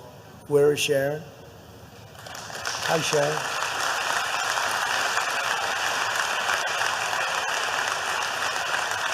That's why they call it surprise billing. She got home and she was surprised. They sent you the bill, you opened it up, you thought it was going to be $25, and it was a little more than that, right? That's great. Well, we're taking care of it. Thank you very much, Sharon. We're standing up for our people. We're standing up to special interests. We're taking on the powerful lobbyists. We're stopping the radical socialists and communists, to be honest with you. I think we've gone a little bit above socialism, or below it, if you want to call it that way. But we are standing up to both, whichever one you want to choose. And we are fighting for the incredible people of North Carolina. They're incredible people, people I love. I love the people. We named, as you know, my grandchild is named Carolina. So. Beautiful Carolina, my most beautiful child. but we're providing better care and more choice at a lower cost, substantially lower cost. We're delivering a healthier, safer, brighter, and more prosperous future for every citizen in our magnificent land because we are proudly putting America first. That hasn't happened for a long time.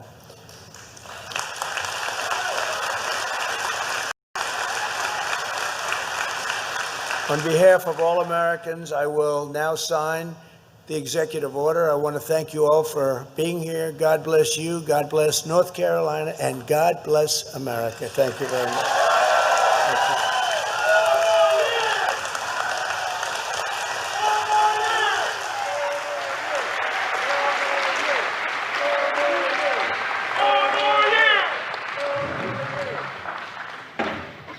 you. That's a lot of work. That's great. Hi, Julia.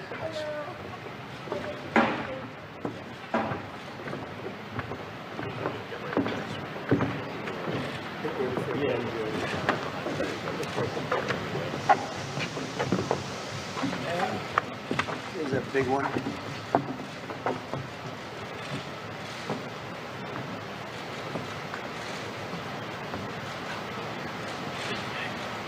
So, Julia, that's for you. You have the first one.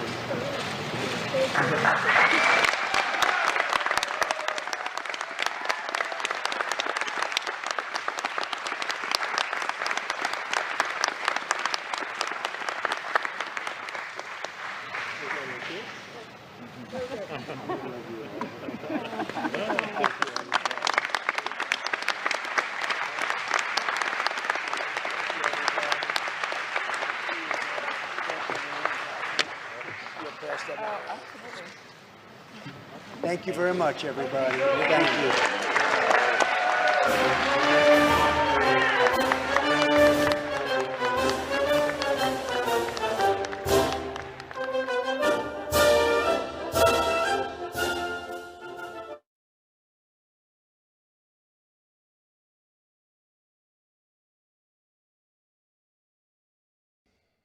President of the United States wrapping up remarks in Charlotte. He will now be heading to this location in Jacksonville, Florida, for a huge Make America Great Again event, peaceful protest, whatever you want to call it.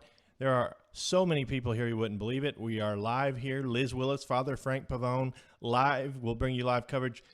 We are going to go now to the speakers, and then Liz and Father Frank will be with you. For those of you watching on the Charlotte stream, please join us over here to the Jacksonville, Florida rally stream. We'll be broadcasting all night long. Sorry for the audio issues earlier on the Charlotte stream. We will join this event now in progress. Clear message that if you come to Florida to burn our cities, to destroy our monuments, to try to erase who we are and harm our people, you're not going to the CHOP or the Chaz or the Woketopia, you're going to jail.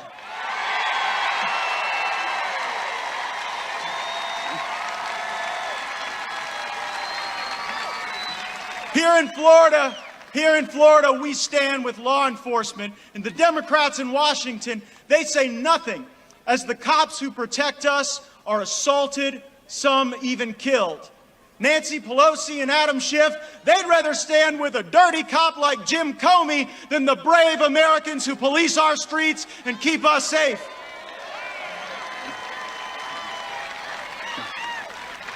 I'll leave you with this. The other side, they go and riot in the streets. They go march in the streets because they want to shame America. But we got a different kind of march in mind. We're going to be marching to the polls on Election Day and send the message that Donald Trump is going to stay the president. So don't believe the media. Don't believe these suppression polls. There are people all over this great country.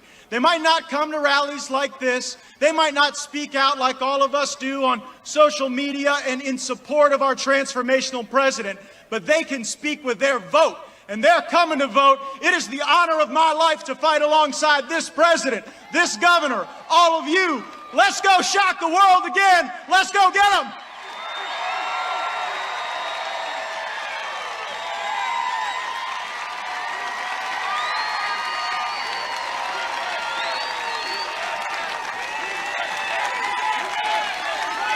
Please welcome our next speaker, Congressman Mike Waltz.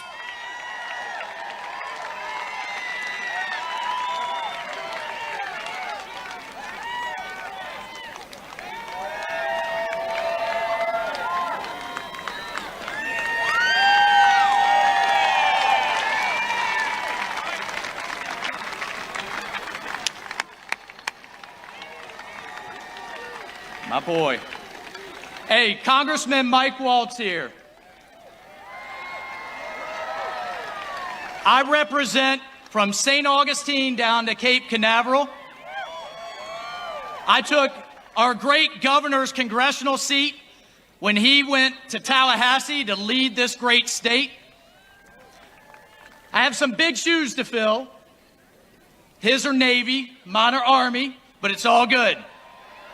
Now, honestly, I might represent a little south of here, but I grew up right down the street on the west side of Jacksonville, 103rd Avenue. So you know what that means.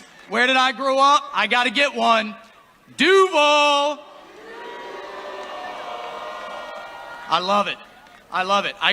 Only in America, growing up with a single mom, busting her butt to make it, playing by the rules, went to Stanton College Prep, ended up going to the Virginia Military Institute, still just hit 24 years in the Army, still going as a colonel. And I'm proud to say the first Green Beret ever elected to Congress.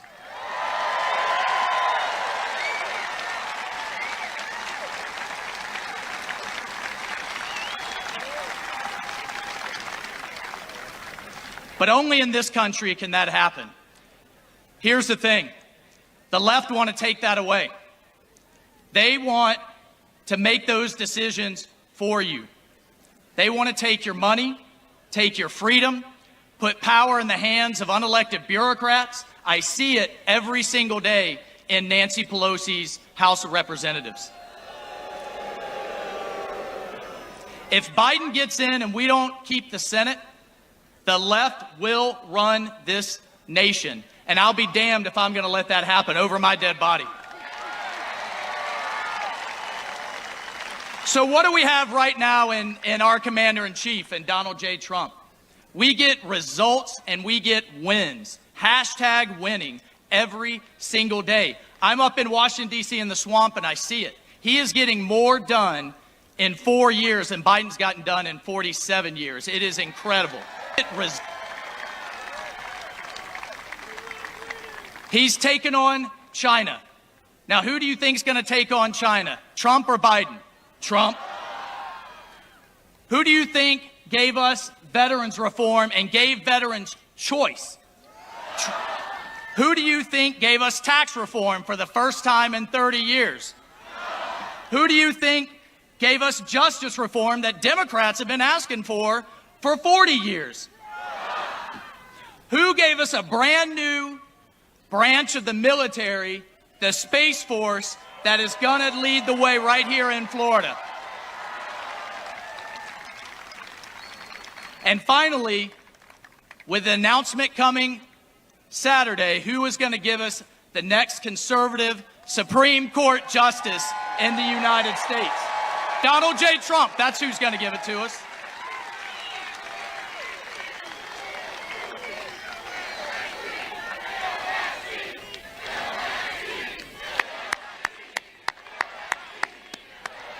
Let's go. So let me tell you something. I had the real sad mission leading the search for Bo Bergdahl over in Afghanistan, if you remember that traitor.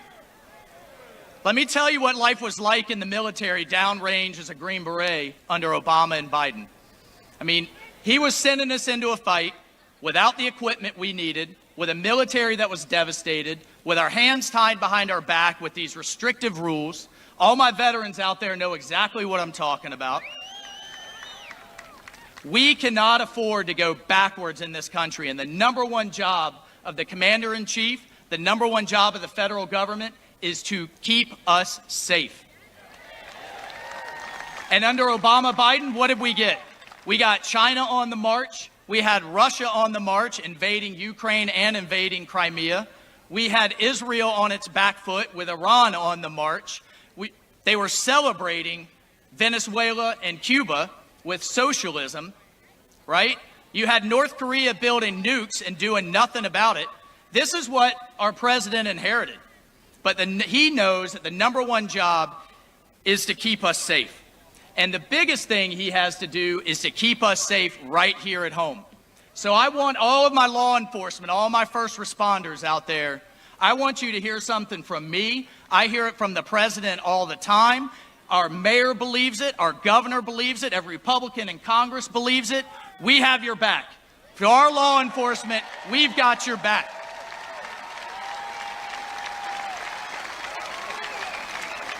And any politician who's afraid to say that, vote them out. Get them out. Thank you. Thank you every day that you wake up and you put on that blue uniform, you put on that badge, and you get between my family, us, and the bad guys. And the least thing we should do is have your back and give you the funding that you need. Refund the police, not defund the police. That's right.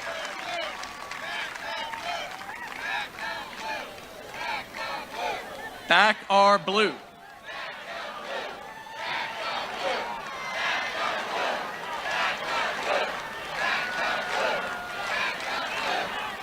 Let me tell you something. I just want to tell you about someone who's near and dear to my heart. One of my Green Berets that I lost in combat. His name's Matt Pacino. Matt volunteered to go on point every single mission. Every single time. One day I stopped him right before the mission and said, Matt, what are you thinking, brother?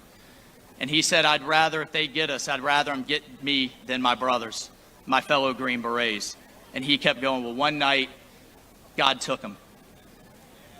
I think about him every day. I wear a bracelet on my right wrist to remind me of all of those men and women that are no longer with us, but that are out there as we speak, keeping all of us safe. My message to every American is be worthy. Be worthy of that sacrifice. I look in the mirror every day thinking about Matt, thinking about all of them, to say, be worthy. And anybody who says our president is commander-in-chief doesn't support our military is full of crap. Because I've seen it. I've seen it firsthand.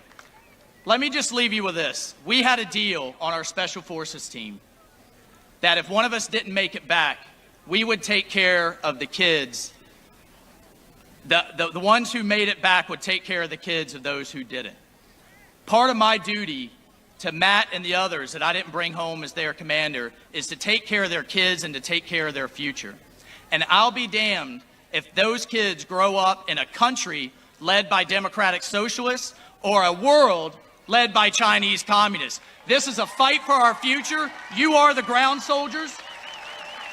Get out and vote. Drag everybody you know to get out and vote. Support this president. Support our governor. Support your mayor. Yelling at the television, posting on Facebook, arguing with your liberal relatives at Thanksgiving ain't good enough. Step up and be part of the solution. God bless you all. I salute you. Keep up the fight.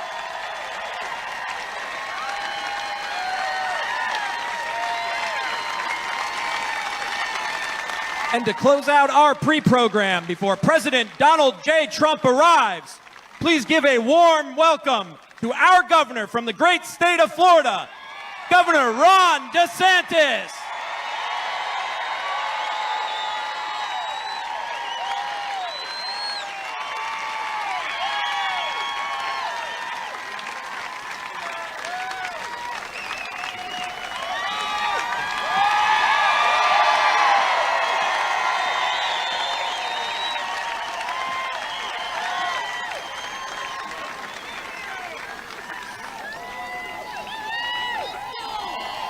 Don't you thank God you live in Florida instead of New York or California?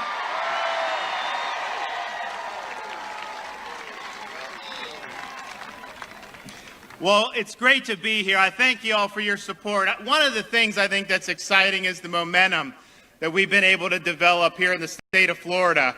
When the president ran for election in 2016, We had a gap between Democrats and Republicans in voter registration. They were almost 350,000 more Democrats than Republicans.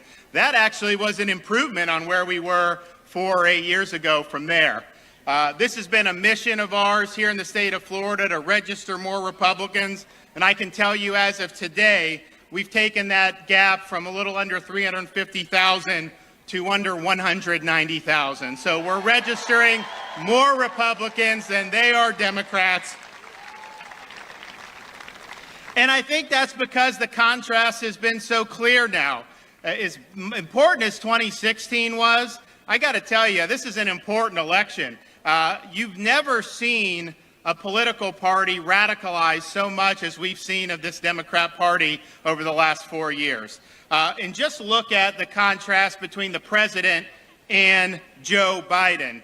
Donald Trump is the first president in a long time to stand up to China and to put America first.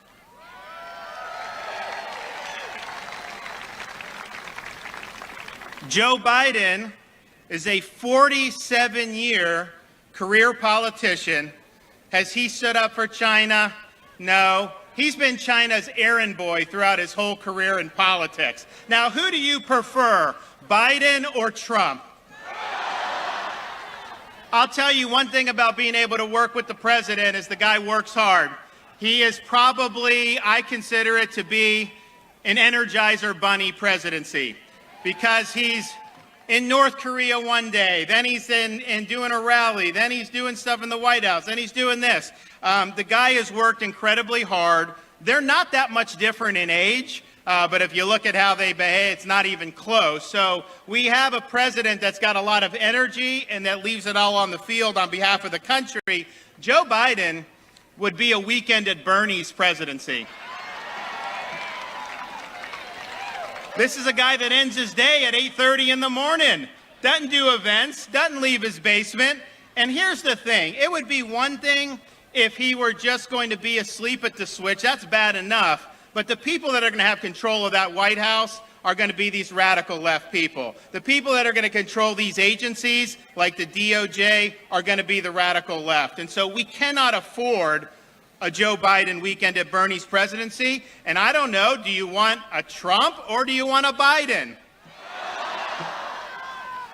Another important thing in this election, and I think this is really completely up or down, yes or no. Do we want to rebuild America? Do we want to get everybody back to work? Or do we want to shut down the country again? Now, I can tell you that the president's working hard to put people back to work.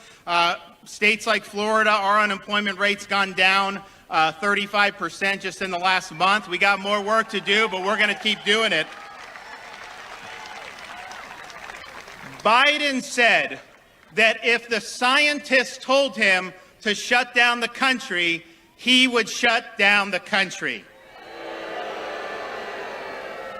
Now, this is a political party, mind you, that has been fighting ferociously over the last month and a half to keep kids from being able to go to school in person.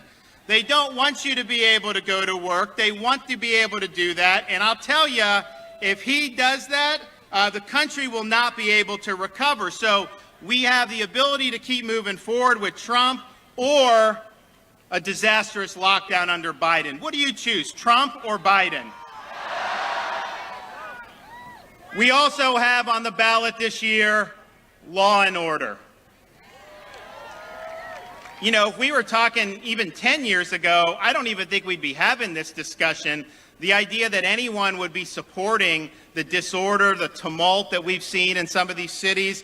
The fact of the matter is, Joe Biden spent months either silent or excusing what was going on as people's businesses were burned down, as innocent civilians were targeted, as people on his campaign were raising money to bail out the rioters in Minnesota. He never stood up and said that he stands by law enforcement. Now he knows the polls have shifted. He's in a bad spot, so he's running ads saying, don't riot, don't do this. He had a chance to speak up, and he didn't do it. And I can tell you, this is not an issue that's going away. President Trump has stood for law and order, and he has the backs of our men and women in law enforcement.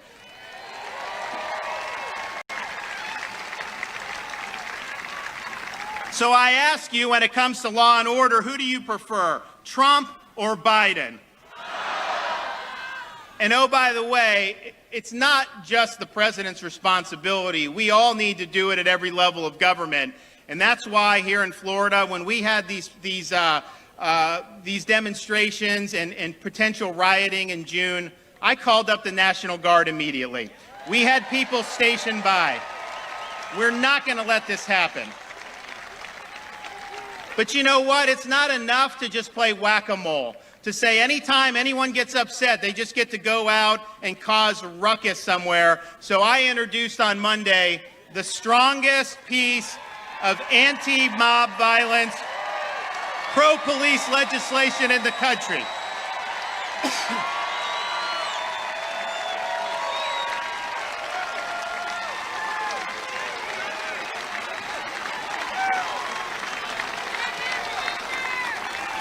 And it's very simple. You loot, you're going to jail.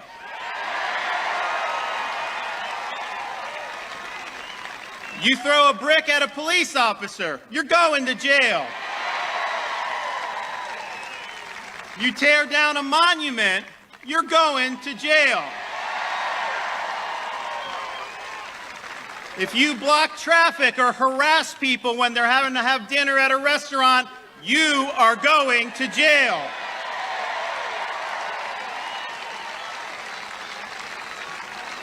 And if you have local governments that want to defund the police, well, guess what? Under our legislation, the state of Florida is going to defund you.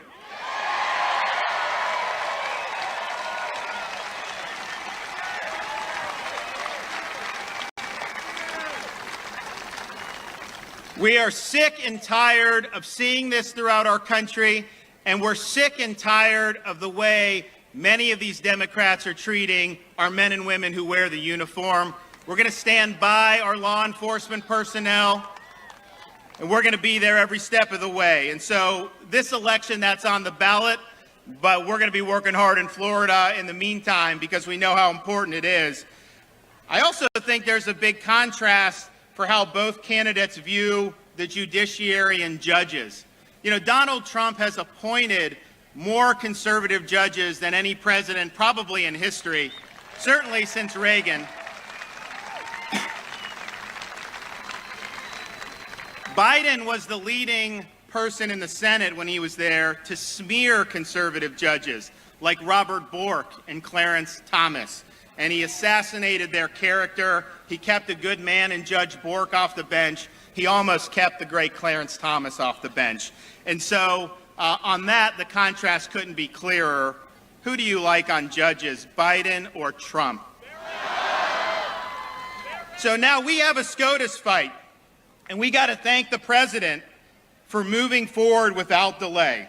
And we pledge to support his nominee. And this will be a nominee who's going to side with justices like Alito and Thomas and not with justices like Roberts.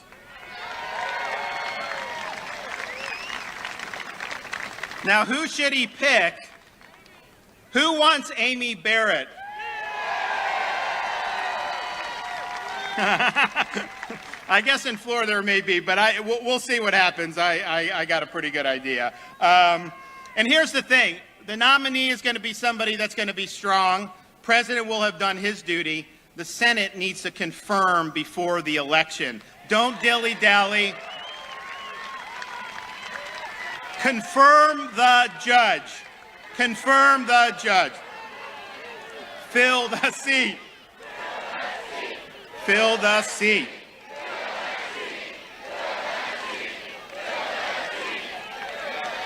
Now, I got to tell you that a lot of people in the Democratic Party and in the media, but I repeat myself, are not going to be too happy with filling that seat. But you know what I say to them? After you smeared Bork and Thomas and Kavanaugh, we are showing you no quarter. We are going to put a conservative judge on the court, and we are going to enjoy your crocodile tears.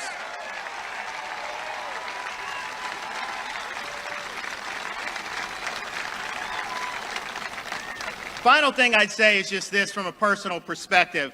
If I was just a Florida civilian, if I wasn't holding the governorship, I would obviously be supporting the president. But as governor, I can tell you, whenever the state has needed something over my less than 2 years in office, the president's been right there to deliver, whether it's for hurricane victims, whether it's for senior citizens with prescription drugs, whether it's saving military installations like Tyndall Air Force Base, whether it's helping us build things that we need in Lake Okeechobee, whether it's supporting our coastlines. Every single time Florida has called, the president has answered. And in fact, in less than 2 years as governor, I can say the president's done more for Florida than any president in our history.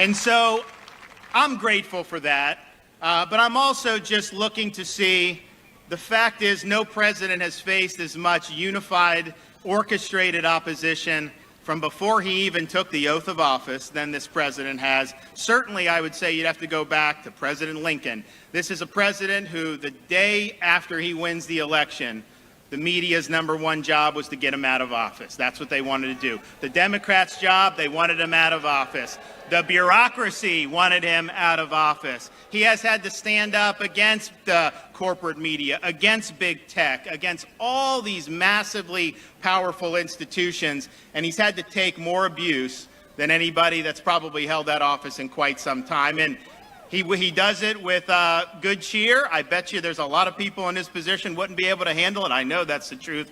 And so I just want to say, I appreciate him fighting for us. I appreciate what he's had to go through.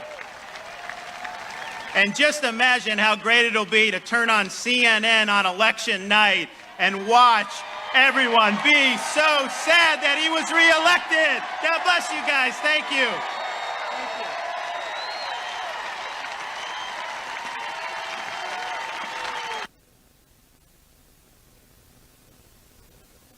Governor DeSantis wrapping up his remarks at the Trump rally in Jacksonville, Florida. President Trump is wheels up on his way to Jacksonville. We are live here at the RSBN studio, live in Jacksonville. Liz Willis, Father Frank Pavone will be with you momentarily.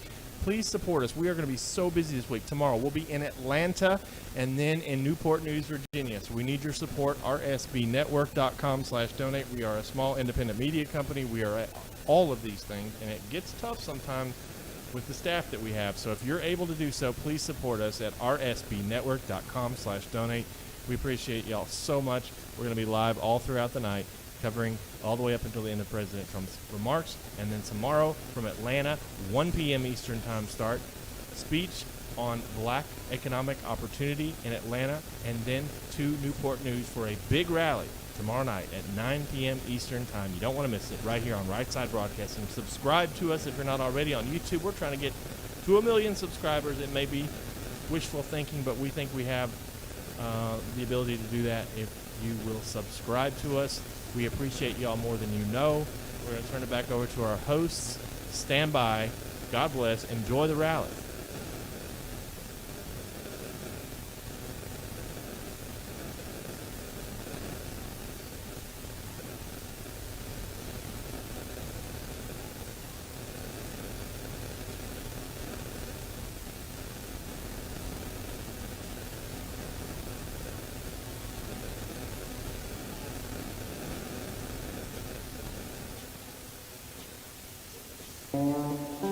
Hi, everyone, and welcome back to Bright Side Broadcasting Network. We are live from Jacksonville, Florida, where President Trump is scheduled to give remarks in just less than an hour.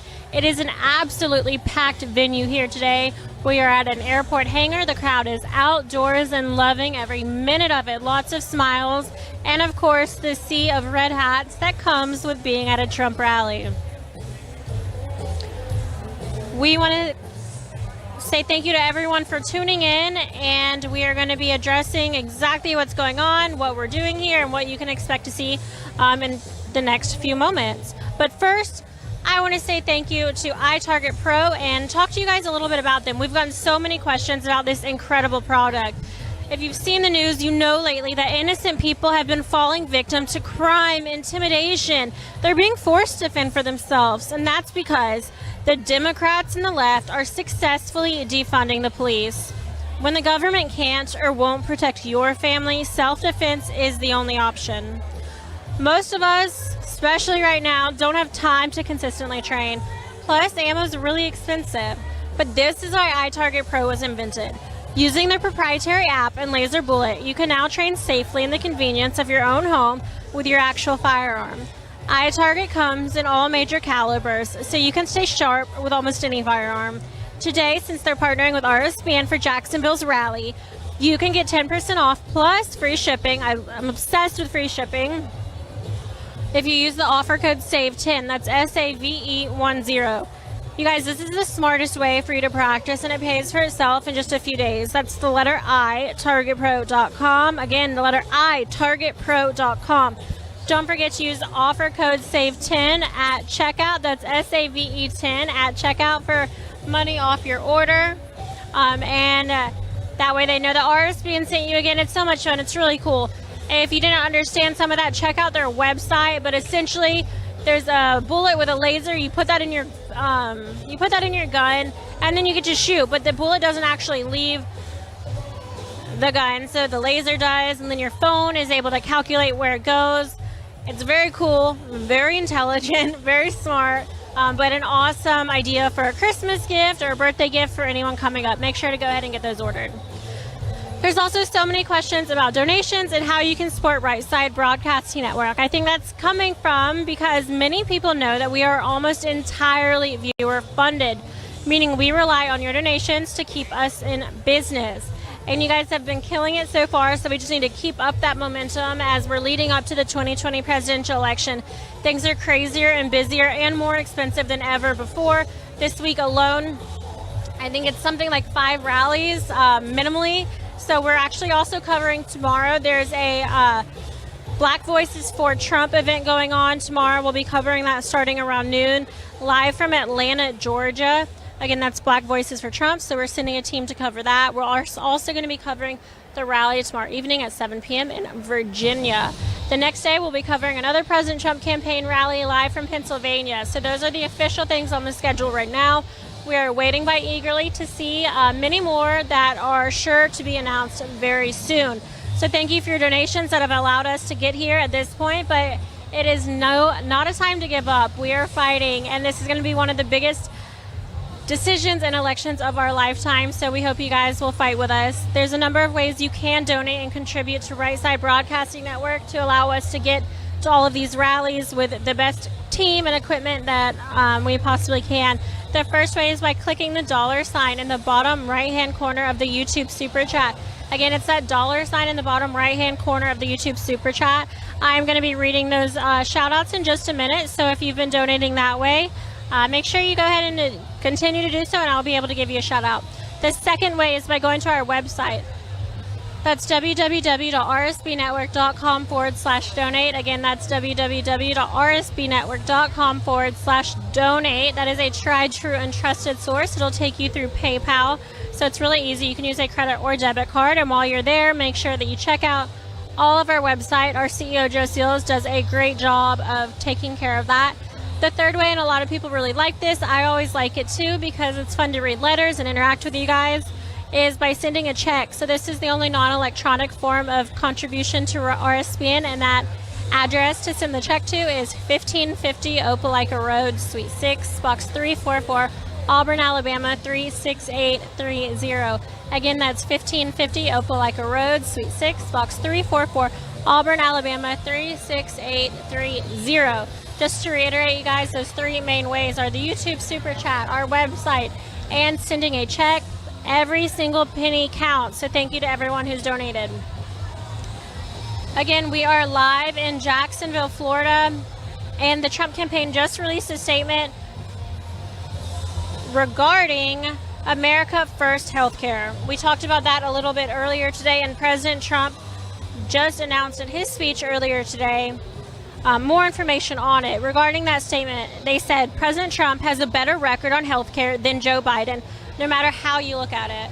Health insurance premiums went up under Joe Biden. They have come down under President Trump. The president will protect people with pre-existing conditions, end surprise billing, drive down prescription drug prices, help seniors pay for the medicine, and provide affordable insulin and EpiPens for low-income Americans. This builds on his record of success in healthcare, which includes reducing Obamacare premiums for the first time, eliminating the unfair Obamacare individual mandate, expanding healthcare choice, enacting right-to-try legislation, and making real progress in reducing the price of prescription drugs. The president has improved healthcare quality, provided greater choice, and made it more affordable. The fact that Joe Biden even has a healthcare proposal is proof that Obamacare was a colossal failure from the beginning. Premiums went through the roof, choices dwindled, and people suffered under the twin lies that they could keep their doctors and their existing healthcare plans. Biden's new proposal would lead to a government takeover of the entire healthcare system and would end with the elimination of employer-provided health insurance for 180 million Americans.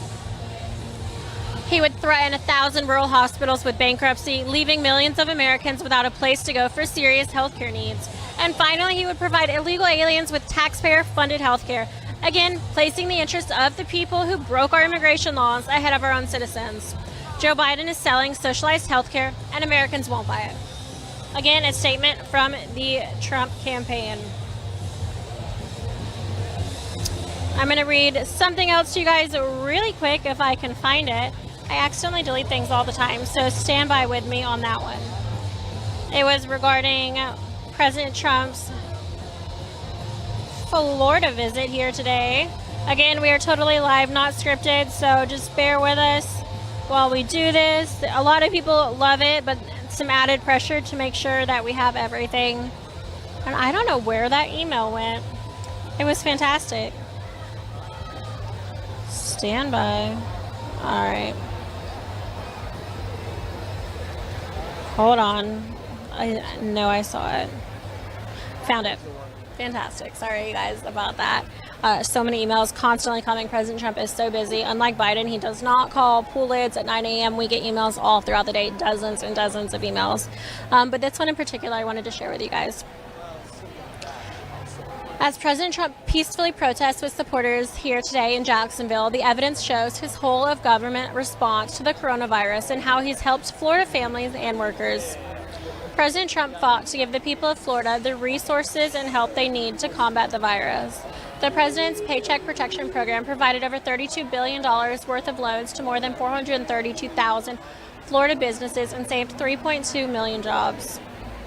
Over 11.1 million Floridians received economic income payments, totaling over $18.3 billion in relief.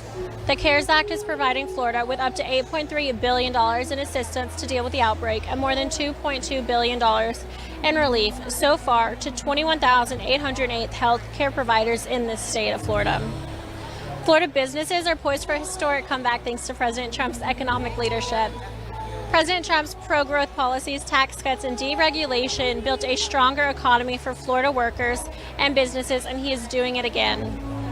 Over the last 4 months, Florida added back 631,600 jobs following the economy's artificial interruptions from the China virus.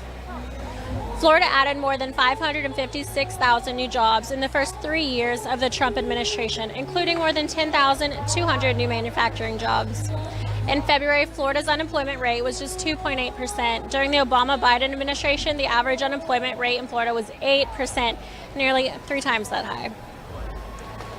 President Trump's historic tax cuts and job acts is projected to create over 71,504 new Florida jobs over the next decade. The law also designated 427 Florida communities as opportunity zones, which will drive new private investment into distressed and predominantly minority areas.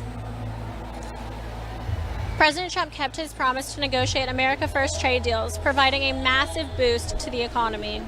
The president's United States-Mexico-Canada Agreement trade deal will boost Florida's economy and create new jobs in the state, which exports $7.1 billion worth of goods to Canada and Mexico each year. Trade with Canada and Mexico support over 750,400 jobs. The USMCA will boost Florida's agricultural exports, helping the state's farmers and agricultural producers. President Trump is defending Florida's farmers and agricultural producers from China by providing $24.9 million in direct USDA payments to offset the damage of China's tariffs.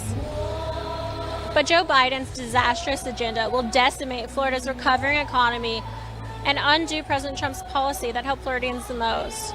The horrible trade deals that Joe Biden supported throughout his 44 years in office killed Florida jobs. Florida lost 28,800 jobs due to higher trade deficits with Mexico under NAFTA. Florida lost 115,200 manufacturing jobs between when NAFTA took effect in '94 and when President Trump was elected.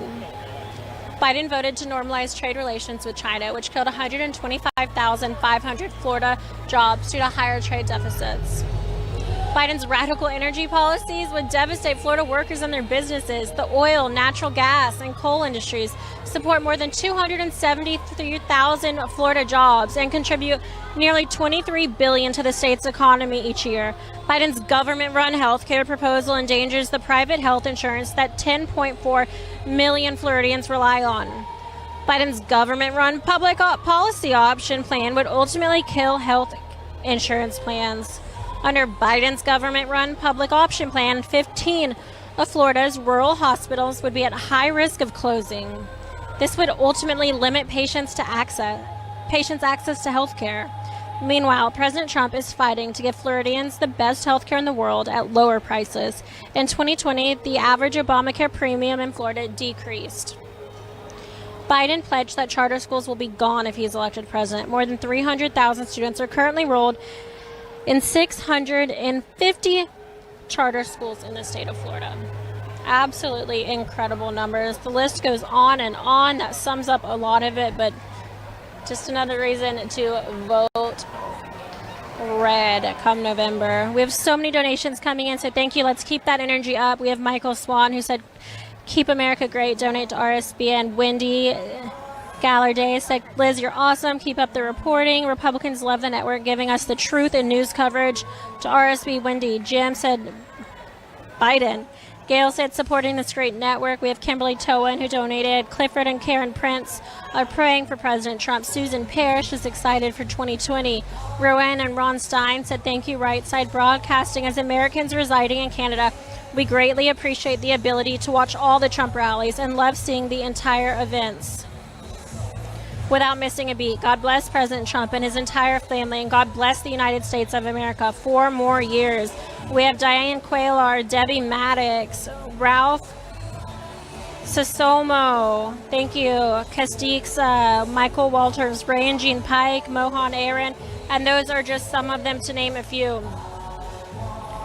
I'm getting Twitter messages again for that code for iTarget Pro. So just to reiterate, iTarget Pro uses a proprietary app. It's so cool. It's a kind of a software and a bullet, but that never actually comes out of your game, out of your gun. So they are our partner for today's rally. It's incredible.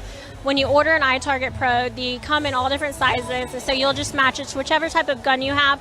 You put the bullet in your gun, and you're going to shoot a laser to a target. Your phone is going to already be set up with the app installed, and the app is going to be able to read that laser and calculate it. So in return, you're going to have all this data coming back on how you're shooting. Again, that code is SAVE10, SAVE10. Go to itargetpro.com to check it out, itargetpro.com. It is going to be the perfect Christmas gift. All right. Looks like we have a lot of new viewers. In the meantime, we started with 6,000. We took a break, came back, and now we're around 30,000, I think. So thank you to everyone that's tuned in. Again, this is Right Side Broadcasting Network, and I am Liz Willis. I am here today with a special guest, and I'll let him reintroduce himself for all the new viewers and talk about what he's doing today.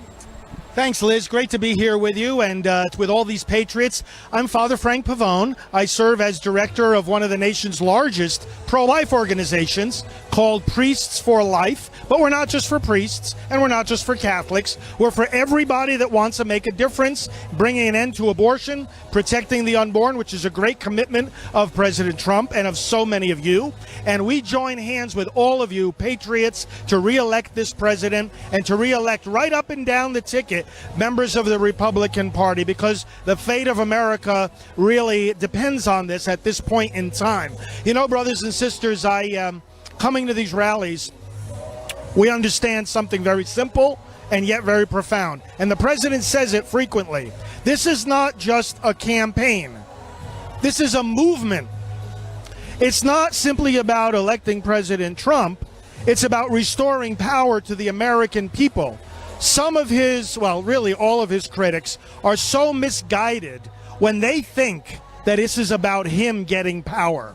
He said from day one of his first campaign, this is about bringing power back to you, the American people. And he has shown that in so many ways. You've heard, and we'll hear again from him shortly here, a litany of his accomplishments, and all of them bring power back to us, whether it's freedom to worship the way that we want, freedom of parents to send their children to the school of their choice, freedom of the children in the womb to be born instead of being ripped apart by the violence of abortion, freedom to grow one's business without these burdens of government regulations, freedom to live our lives in security, knowing that he has taken 500,000 criminals and gotten them out of our country, and 20,000 gang members and gotten them out of our communities and out of our country, and that he insists on vetting the people that come into our country.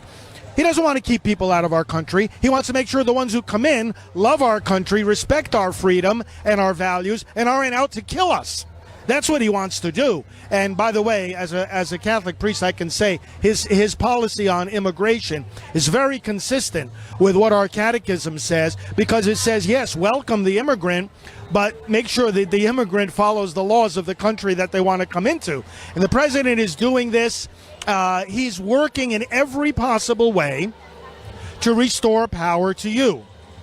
Power to grow in your businesses, power to grow your families, power to be the self-governing people that we were meant to be. The Second Amendment, the right to keep and bear arms. Again, it's about power being restored to the American people.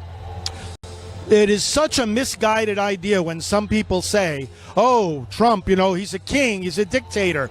It's exactly the opposite. You want to hear about what narcissism looks like in politics? You want to hear about what a self-absorbed maniac in politics looks like? Look at communist China, where the communist ruler there said not long ago, and has said before, that Christians, even in their homes, have to take the images of Christ off the walls and replace them with an image of the communist leader.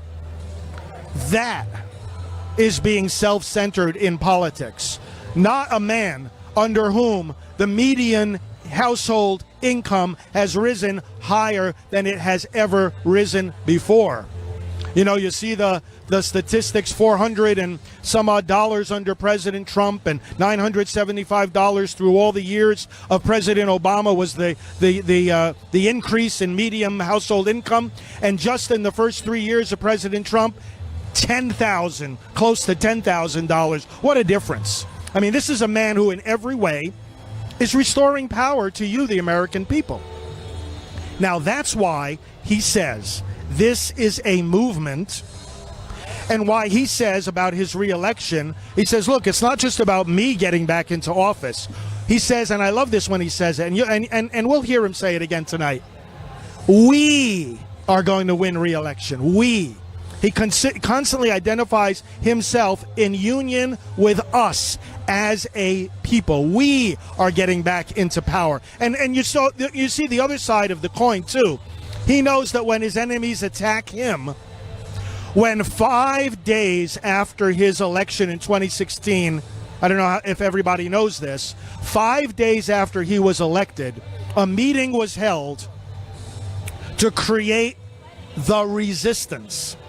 Numerous organizations, well-funded, got together and plotted and schemed on how to undo that election, how to undermine the presidency, how to do these fake hoaxes, and how to spy on the campaign, and how to conduct endless investigations that went nowhere because they were based on lies. We see the history of this. And by the way, there are a lot of good books that trace the history of this. I want to urge you, friends, because these rallies are meant to help us do something, to do more in preparation for the election. Besides contacting voters, registering voters, praying for the election, I mentioned before electionprayer.com. You can get an election prayer to say every day.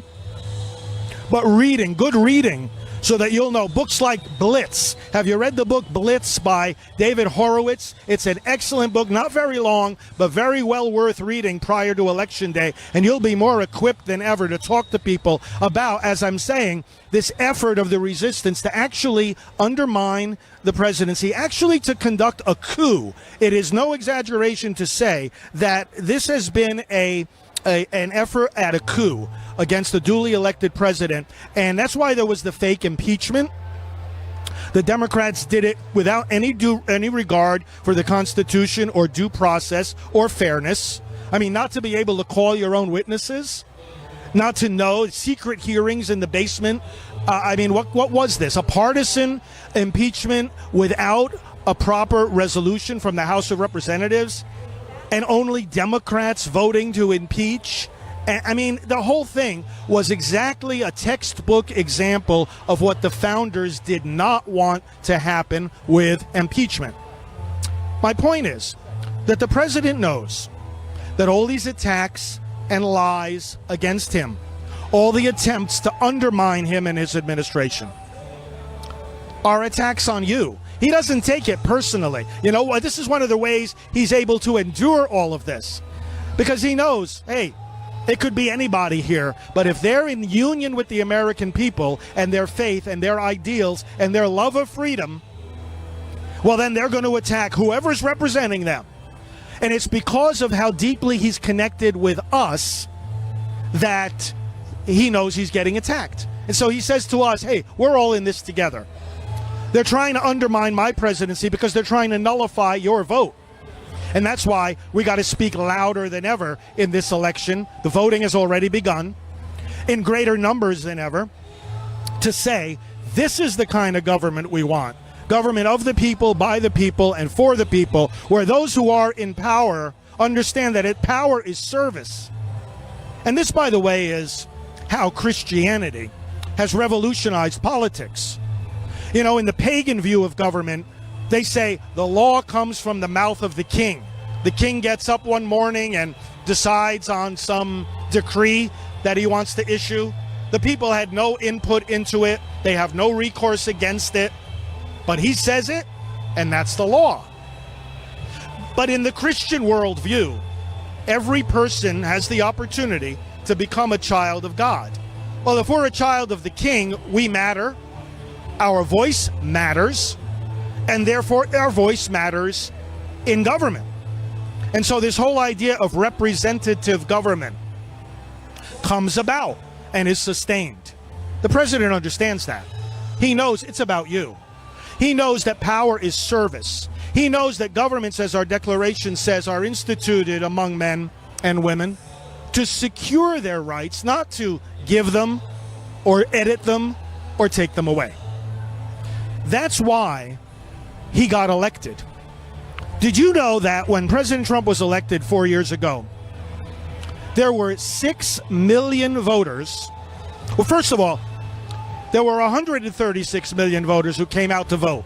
That was the largest number of people coming out to vote in American presidential history in 2016. This year, it's expected to be even higher than that. It's probably going to be upwards of 160 million. 6 million of the people who came out in 2016 either had never voted before, or it was the first time they were voting in a decade or more. Now, we know that at these rallies, you know, voters are being registered as they come in here, if they're not registered already. And we know that a lot of these folks, I heard one statistic recently, as many as 1 out of 5 are first-time voters. They haven't voted before. And so these people are continuing to come out. Now, this is one of the reasons why the polls in 2016 were so wrong. They were so wrong because a lot of polls, well, if they're good polls, which a lot of them aren't, but if they're good, they're going to look not just on what people think or what adults say or even what registered voters say. They're going to look at what likely voters say. But the weakness of those polls, even if they're done with that good standard, is that the people who came out to vote for President Trump in greater numbers than ever before, were unlikely voters. People who had never voted before, people who hadn't voted in a decade or more. Why did they come out? They came out for the very same reasons I was just explaining. They heard this man speak, and they said, wait a minute. He listens to us. I know he listens to us because he's talking my language, he's asserting my values, and he's saying that I matter and that power belongs with us, the American people. So he connected with the people in an extraordinary way. Let me continue reflecting on this, but for those of you that are just joining us, my name is Father Frank Pavone. I am very, very grateful to Right Side Broadcasting for our collaboration. Our organization is called Priests for Life.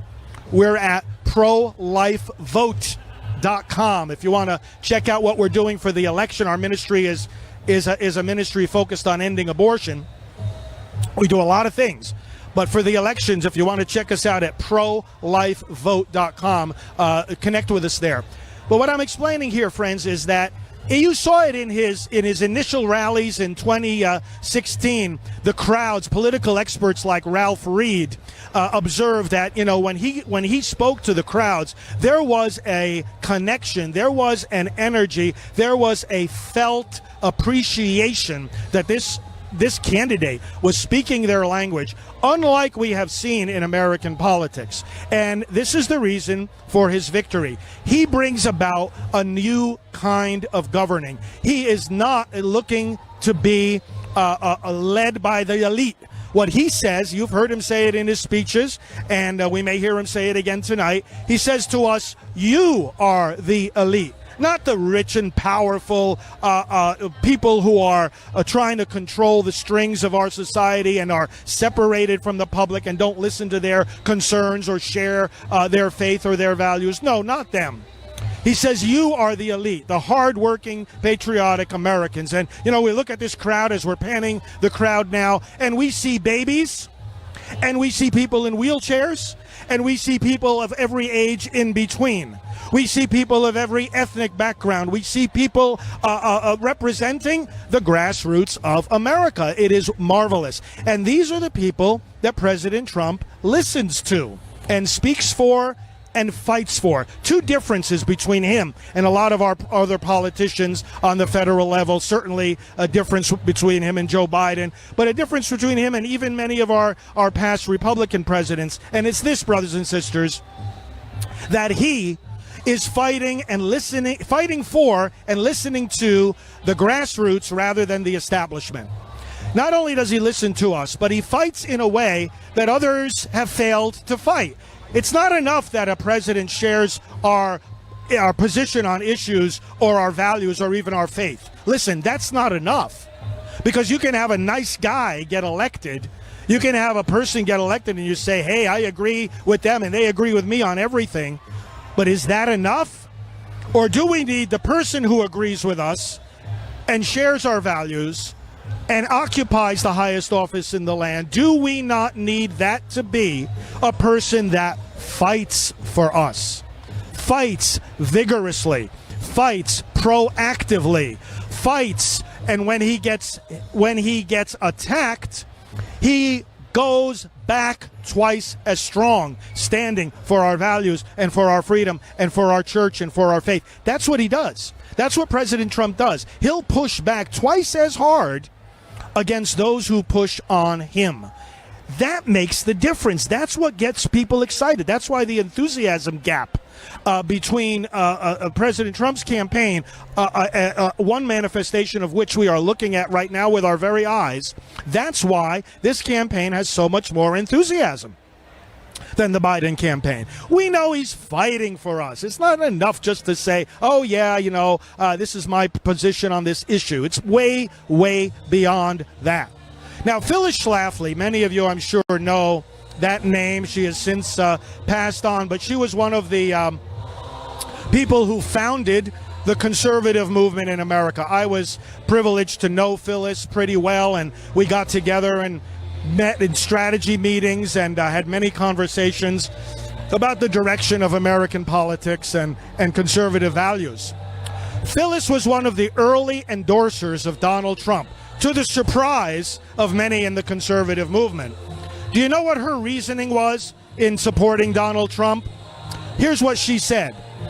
She said, you know, he might not know everything about the various issues that we're going to be urging him to support, but you know what? That's not the main question. The main question is, who's he listening to? And she said, because he listens to the grassroots rather than to the establishment, we can teach him on the issues what he needs to learn because we know he's with us. That, for Phyllis, was the deciding factor. That needs to be the deciding factor, brothers and sisters, for all of us. As we watch this rally, we know that we're part of this rally. Wherever we are in America right now, you and I are called by this rally to do more. By the way, of course, it's a peaceful protest. I love what the president said the other day. It's a protest against stupidity, because so many of the attacks that we get, that the president gets, so many of the positions of the Democrat Party, it really can only be described in that way. And we protest the stupidity that doesn't realize that unless you have borders, you don't have a country. That doesn't realize that, you know, you have to let people pray the way that they want and can send their children to the schools that they want, and up and down the list of issues we can go. But we're called by this rally to do something more. Voter registration deadlines are coming up in a few weeks. At the beginning of October, they're going to start kicking in from state to state. We've got a small window of time, my friends, right now to register as many voters as we can. And there's a special website, by the way, checkyourvoterregistration.com, where you can go and make sure that your voter registration is up to date. And this is a simple thing you can do for your friends, for like-minded people you know, fellow worshipers. Checkyourvoterregistration.com. Go there. Checkyourvoterregistration.com. Make sure it's up to date. You may have registered in the past. Your friend may have registered in the past. But maybe something happened to the voter file, or there's an error, or maybe there was some change that happened in their life, a change of residence or of name, or their signature changed dramatically, or whatever it might be, that necessitates updating the voter file. No harm in checking. Make sure you're equipped and ready to go for voting day, whether you vote early or on November 3rd. We have here an opportunity from morning to night, every day now, the next 40 days, to do as much as we can, not only to register voters, but also to get people to the polls. Because remember, early voting is starting up now in many states. And like I said, our election website, ProLifeVote.com, gives you you can find, for example, the dates where the voter registration deadlines are kicking in and where early voting is beginning, and this is meant to help us to mobilize. Now, I want to say something, friends, about the different signs that you're going to see during this rally. You might see there's a couple of people here holding up signs that say Latinos for Trump. In fact, there was a woman running through the crowd a moment ago. Latinos for Trump, Latinos for Trump. Everybody was cheering.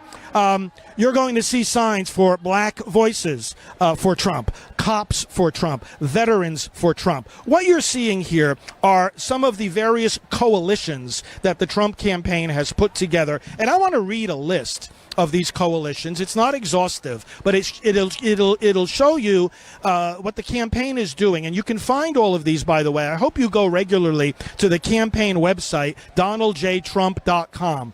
When you go to DonaldJTrump.com, you'll see a button that says Coalitions. Click on there and make sure you are a member of at least one of these coalitions.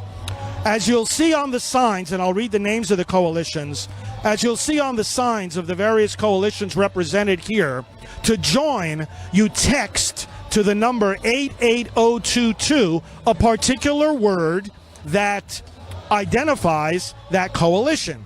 And for example, for Latinos for Trump, the word is vamos. Let's go, vamos. And you'll see this pro-life voices for Trump. Now, I served for a while as the national co-chair of that coalition. I was very privileged to be asked by the campaign to do that, as well as serving on the advisory board of Catholics for Trump. And what a great honor it is to help the campaign. But again, these coalitions are for you. Whatever demographic or demographics you identify with, please go to DonaldJTrump.com and sign up for one of those coalitions right today, because they need your help. You'll be kept up to the minute with updates about what's going on in the campaign. And most importantly, like I already said, every day we have got to do as much as we can to get more voters. Now, the campaign could use your help making phone calls. They'll train you. And again, on DonaldJTrump.com, you'll see all the different ways to help.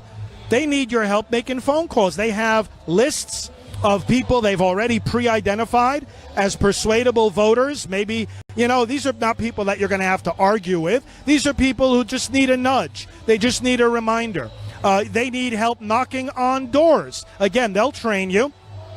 In your local community, you got to connect somehow with the campaign. Let me read what some of these coalitions are. Again, DonaldJTrump.com, and you'll see the coalitions button. Women for Trump, Latinos for Trump, Black Voices for Trump, Veterans for Trump, Evangelicals, Cops, Democrats for Trump, Pro-Life Voices, Workers, Irish Americans, Greek Voices for Trump, America's Sheriffs, Catholics for Trump, military families, moms for Trump, Asian Pacific Americans, lawyers, Latter-day Saints, Jewish Voices, Polish Americans, farmers and ranchers, truckers, firefighters, Hindu Voices, Indian Voices, Italians for Trump, German Americans, gun owners, Serbian Americans, medical professionals for Trump, Muslim Voices, Chaldeans, Sikhs, Albanian Americans, Assyrians, sportsmen for Trump, and Ukrainian Americans for Trump. These are some of the coalitions. The campaign is so smart in what they are doing here in giving an opportunity for people of these various demographics to show their support in their unique way. Okay, so I'm going to hand this over for now again to Liz. And what do we have to update our people about? Awesome. Thank you, Father. We are expecting Air Force One to land in about 15 minutes. So again, plus or minus 15 minutes away from Air Force One's arrival. We did hear earlier from the press pool that we are expecting the big one, in parentheses, when it comes to Air Force One. So it should be the big plane. A lot of people love to see it. Before it gets here, we want to make sure all of you guys have had the opportunity to check out a really cool product. A company was thinking, man, we've seen this happen too many times. Too many innocent people are falling victim to crime, intimidation, and are forced to fend for themselves because of what the Democrats are doing by defunding the police. They thought, if the government's not going to protect our family, we're going to have to do it. We're going to have to rely on self-defense as the only option. They realized also that a lot of us didn't have the time to consistently train, plus ammo's really expensive. For me, that's all true, but also target practice is a lot of fun. This is exactly why iTarget Pro was invented. This is a proprietary app and a laser bullet combined that allow you to train safely in the convenience of your own home with your own actual firearm. iTarget comes in all major calibers, so you can stay sharp with almost any firearm. Today, you can get 10% off plus free shipping with the offer code SAVE10. That's SAVE10.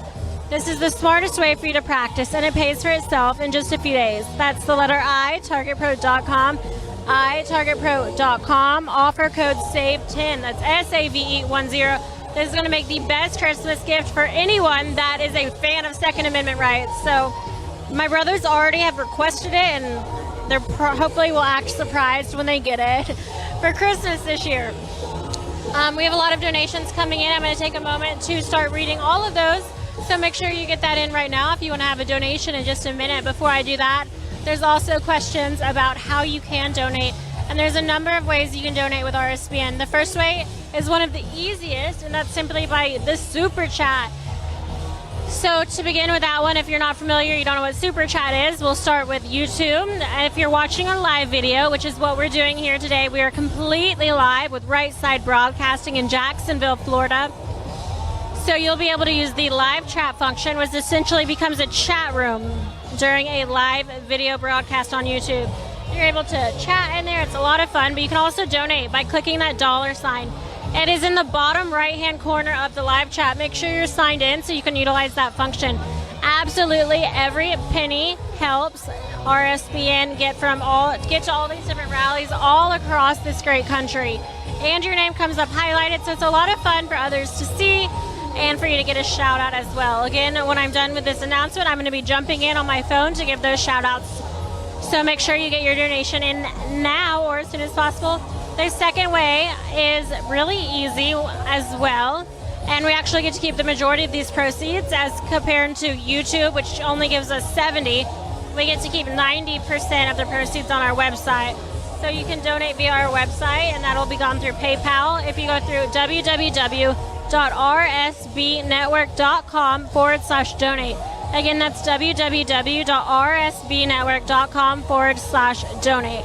The third way is a non-electronic way. It's a lot of fun. You can send a check to 1550 Opelika Road, Suite 6, Box 344, Auburn, Alabama 36830. So just to reiterate those three ways, it's the YouTube Super Chat, sending a check, or by going to our website. Moderators, thank you for being here today. We always appreciate it. We know y'all work so hard behind the scenes, but we do appreciate it. So thank you. And if you don't mind dropping some of those links down below. Reading the chat. You guys help us make sure that you're subscribed to our YouTube channel, please. We are live, for those of you who are new, at almost every single President Trump rally. So if it's possible, if it's physically possible at all, we will be here. We have been to almost every rally, I think, since 2016. It's been a blessing, an honor, and a joy for us. We absolutely love it.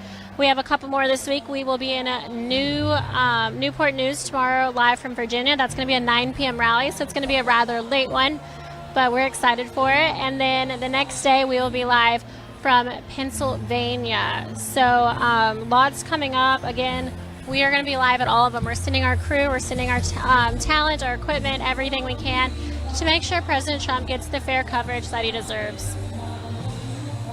I'm going to hop into the YouTube Super Chat. 46,000 people watching right now, so thank you to everyone who's tuned in. Looks like we have Dorinda T, who said, great work, RSBN, go President Trump. 99.99 from Jimmy Lee, who said, where we go one, we go all. We want to unite, all is one. Left or right, the more they fight, the more they need help to wake up. Love all from Tampa, Florida. $17 from Frank, who said, I am having magnificent withdrawal. RSBN rocks. Me too. I really thought he'd be here in Florida, but he'll be back soon, don't worry. $100 donation from Miss Lynn Jean, who said, thank you, Father Frank Pavone and RSBN. God wins. Thank you very much. And then Sharon Bergstein said, thank you, Father Frank, for speaking out for the right to life.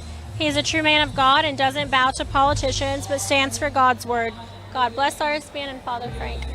Yes, he does. A very good man. And we have $49.99 from Anti-Constitution. That is most of the super chats that I can see on my screen, as y'all can see with me. And then just to jump into the website donations, because I get those as well, we'll catch up on a few of those shout outs. Alex Hablitzel said, just discovered your channel and you're amazing. Watching now on YouTube, Patriot for Life, Trump 2020. So thank you so much. Really glad you were able to find us. Hopefully it wasn't too difficult. Sometimes we are. And see what Joe said? Yeah, thank you. Everyone loves Father Frank. I know, me too. What was I saying? Sorry, someone almost just fell down. I got distracted. Okay, I don't know what I was saying before that happened. Anyways, Janet Stringer said, great job, Father Frank, and love and enthusiastic. Your love and enthusiasm for God and President Trump comes through every day. God wins. Rosalind Iapo said, Trump 2020, make America great. Lynn Sweddle said, love RSBN coverage. President Trump is the greatest president of my time. Like Father Frank Pavone too. Joe Marie and Tony said, great job bringing us the Trump rallies without MSM spin. CAG 2020. Ramper Cash, Sobhog donated. Sarah Mariano said, my whole family loves Trump. Ralph Campanella said, God bless Donald J. Trump. Bobby Moore said as well, thank you to Right Side Crew. We have Elizabeth who gave her thanks as well and donated. Raymond Pike said, praise the Lord and Father Pavone for President 2024. As long as I'm like your press lead or something, we can make it happen. Janovec said, thank you for all we do for all family. As my mom said when I was young, birds of a feather stick together. Bonnie Curran said, as a senior citizen, it gives me hope for the future to see such fine young people working at Right Side Broadcasting. Thank you all you do. I never miss a rally. We have Tina for Music, Suresh Chanmugam from Canada. We have Clyde Wells. Georgine says she watches as many rallies as she can, and she always depends on RSBN to be Johnny on the spot. Thank you so much. Thank you, Doreen Cobb, Lisa Coelho, Cheryl Craig, RNL VIP. And that rounds us up to all of those announcements right now. So lots of donations coming in. Again, if you're curious about how you can donate, there's a number of ways. I'll say them really fast. The first way is by clicking that $sign in the bottom right-hand corner of the YouTube Super Chat. The second way is by going to our website. That's www.rsbnetwork.com/donate. The third way is by sending a check, and that you can send a check to 1550 Opelika Road, Suite 6, Box 344, Auburn, Alabama. We are mostly viewer funded, so we do rely on your donations. Sometimes we do have partners, and today is that case. We are partnering with iTarget Pro, so RSBN family, make sure you show them some love, blow up their website, check out everything they have. It's very cool. Whether you think you're in the market for this or not, I would go ahead and check it out. But this is a proprietary app and laser bullet that'll allow you to now train safely in the convenience of your own home with your actual firearm. It's going to come in all major calibers, so you can stay shape with almost any firearm. Today, because they're partnering with RSBN, you're able to get free shipping and 10% off. Again, today you can get 10% off plus free shipping with the offer code SAVE10. This is a very cool gift. It's a proprietary app and laser bullet that'll be mailed to you, and it'll allow you to set it up and train safely in the convenience of your own home with your actual firearm. This is going to be the smartest and safest way for you to practice. It's going to pay for itself in just a few days. It's the letter I, targetpro.com. Again, the letter I, targetpro.com. Make sure that you are able to defend yourself if push comes to shove, because the liberals want to defund the police and take away our firearms, but that's not happening on my watch. Looks like we are moments away from Air Force One landing. Father Frank, have you ever seen Air Force before? I have not seen it land. This will be the first time. God always brings good out of evil. We had these great rallies on these big indoor arenas, but we didn't get a chance to see the plane land. And now this is my favorite part. It's awesome, isn't it? It's so great. I wanted also to mention to our listeners and viewers, they should connect with the campaign also on Twitter. I know you encourage them to connect with you on Twitter. My Twitter is FR Frank Pavone. But the campaign has several important Twitter accounts that people can get great updates every day and retweet them. So, of course, Real Donald Trump is the president's Twitter. Team Trump is another great one. And Team Trump, and then we have the GOP, of course, and then Trump War Room is the other one. So at Trump War Room, at Team Trump, at GOP, and at Real Donald Trump. Friends, please, on Twitter, follow those accounts and spread the things they post every day to as many people as you can, and do it every day. There's also a Trump 2020 app. And on the Trump 2020 app, they have a daily question for Joe Biden. I love that. A daily question. Oh, there it is. Air Force One is landing. It has touchdown, and the crowd is cheering. Our president is with us. Quick reminder, we are going to be live from Atlanta, Georgia tomorrow around noon for Black Voices for Trump, another great coalition that the Trump campaign is spearheading. President Trump will be there live to give remarks on the economy and other situations that are affecting different minorities, specifically in Atlanta, so you don't want to miss that one. Very busy man. He just came from a health care speech that he gave in Charlotte, North Carolina. We are just talking about social medias and the different way to interact. And one thing Father Frank reminded me about is we are at 19.9 thousand followers on Instagram with our RSBN network account. So I want to make sure we get to 20,000 today. I know you guys can make that happen really easily. So head on over to Instagram and search at RSB Network. Again, that's at RSB Network. Give us a follow and a shout out. If you give us a shout out on your story, we will repost it so all of our followers can see your page as well. Don't forget to follow us on Twitter as well at RSB Network. Back to you, Father. You know, one of the amazing things about this campaign, it is a campaign that leads with prayer, And I say that because, you know, as I say, I help various coalitions of the campaign, Pro-Life Voices for Trump, Catholics for Trump. And you know what we do? Every single week, I am asked to join on a conference call or a Zoom meeting to lead in prayer people who are volunteering for this great campaign all across our country. Now, I've never seen or heard of, Liz, a political campaign that leads this way with prayer. It's so intense. And as I mentioned earlier this afternoon, the president was once asked shortly after he took office, what do you most want to be remembered for? And he says, I want to be remembered as the president who prayed more than any other. So we're going to go to Joe now for a little announcement. Joe, God bless you. God bless you, Father Frank. I want to thank all of the 52,000 or so that we have watching right now on our... There we go. I want to thank all of the 52,000 or so watching right now on YouTube, and I want to encourage you to share this stream. You know, we've been beating mainstream media lately in the streaming numbers, and we are so thankful for that. We would appreciate if you would all share this on your social media, whether it's Twitter or on Facebook. If you do tweet this link out on Twitter and tag us in the tweet at RSB Network, we will retweet you here in studio. So if you'll do that to get the numbers up, we would really appreciate it. President is just moments away from speaking here in Jacksonville. You know, we're going to be so busy. We are going to be, obviously tomorrow you heard, in Atlanta and then also in Newport News, Virginia. We got a full crew for that one. It's going to be massive. We've got Liz going there with Grace Saldana, our newest correspondent, and Zoe Sozo will be there. So it's going to be huge. And then, of course, Pennsylvania. I have a feeling we're going to be in Pennsylvania for a while. We're going to be camped out in Pennsylvania between now and November 3rd. We may even keep a full crew stationed in Pennsylvania. That's how busy it is and how important it is for President Trump's re-election effort. The Keystone State is going to be key to winning this election. If President Trump wins that, it's over, in my opinion. It's going to be very tough for Biden to win. And, you know, you heard the story today in Pennsylvania. They're already cheating.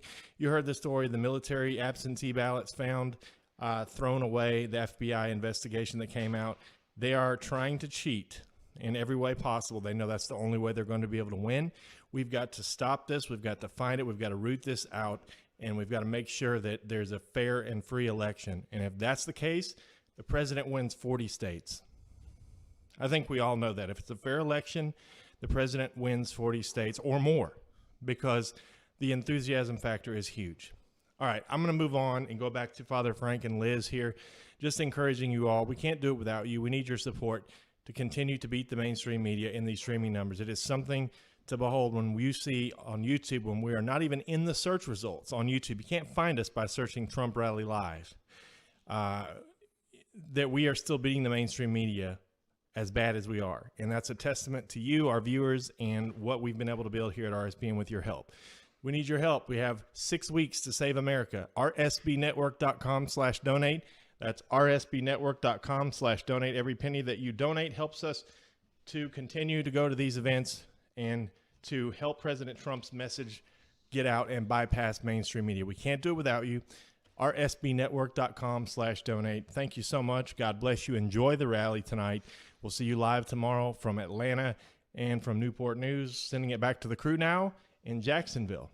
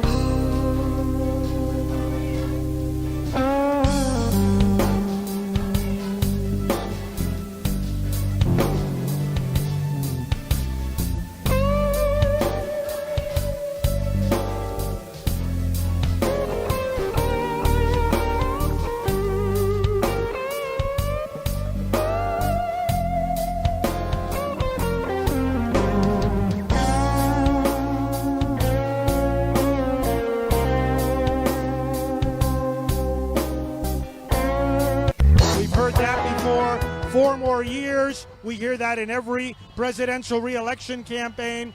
But we love you really expresses what I was explaining to you before, that the success of this president is that he fights for the American people. He doesn't need to be part of or want to be part of the establishment. And one of the reasons we have to give him 4 more years is that it takes time to expose and cleanse and drain the swamp in Washington, D.C. We've got to give him more time to do that. He's been doing it. He exposed all the ugliness of them spying on his first campaign, and he's rooting out people from Washington. Look what he did with the VA. He allowed for transparency and accountability in the VA, where there were bad apples in there. There were people that were working in there that shouldn't have been working there, that were doing so much damage. And because he made it more possible to identify and fire these people, because he made it more possible to do that, do you know that some 9,000 people who were in the VA and were just being abusive and not doing their jobs the right way, do you know that they've been now fired? He is draining the swamp in every sense of the word. Now let me say a word, if I might, as the stairway approaches this Air Force One, and the president will be exiting in a matter of minutes to fire up this crowd and to fire up this whole country. Let me say something about the issue that I deal with day after day, the issue of abortion. The president mentions this actually more than any previous pro-life candidate or president, that look, you know, our first right in the Declaration of Independence is life. And it makes an awful lot of sense. I mean, it's just common sense to say that if we don't have the right to life, then we don't have the right to an education or the right to vote, the right to work, the right to emigrate, the right to be protected from terrorism. I mean, what right can we have, what right can we enjoy if our life itself is not protected? The life of you, the life of me, the life of every person you see in this crowd is protected by law. See, we might sometimes feel like we're not getting everything we need in life. The door is opening, the crowd is cheering. We might not feel like we're getting everything we need, but we know our life is protected under the law. The only group of human beings not protected under the law in their very right to exist are the children in the first 9 months of life, the children in the womb, the unborn. This president speaks for them, and he says we have to restore protection to them under the law. Every child, he said it in his State of the Union address, he says it all the time. Every child, born and unborn, is made in the holy image of God. And this is a biblical teaching. This is a teaching rooted in our Declaration of Independence. This is a truth rooted in our human nature.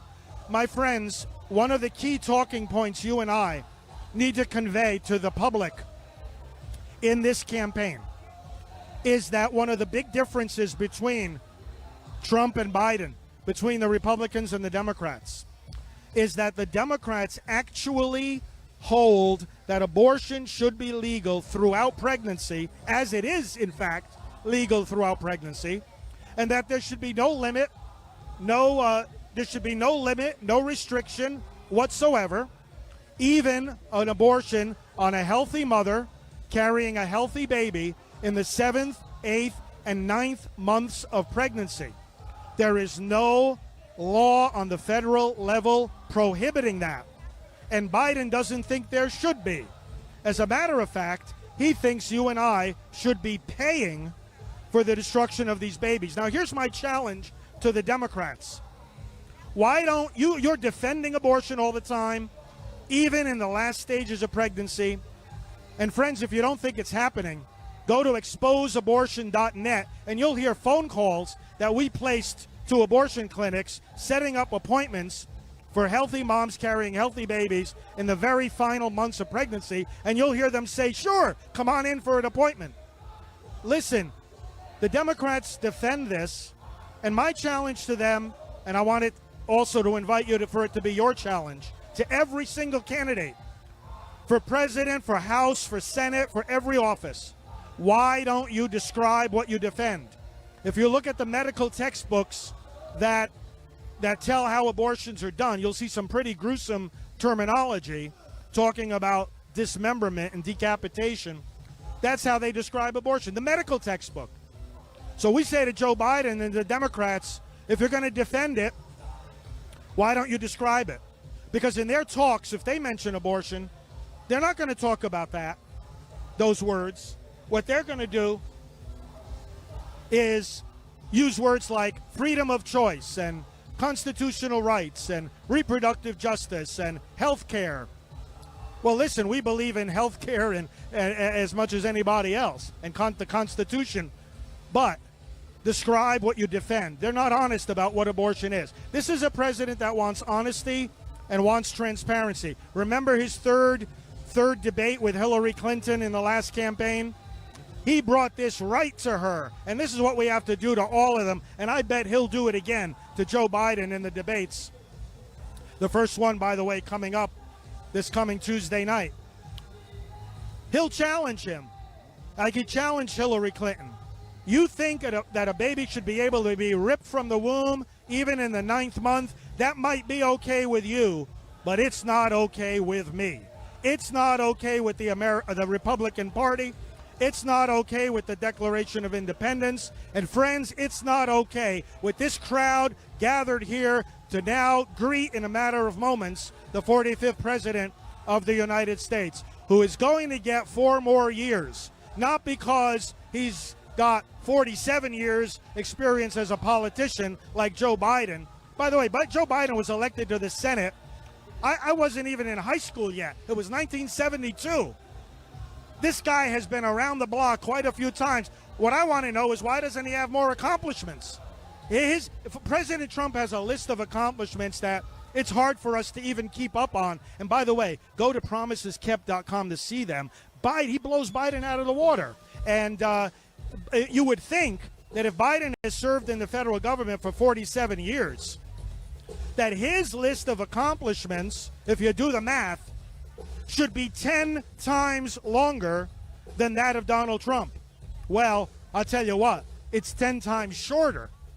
And why do we think that year 48 is going to be any different from the previous 47? And when you look at the long list of accomplishments of President Trump, and again, go to his website, promiseskept.com, use that in your discussions, you will see that this list of accomplishments is longer than any other administration.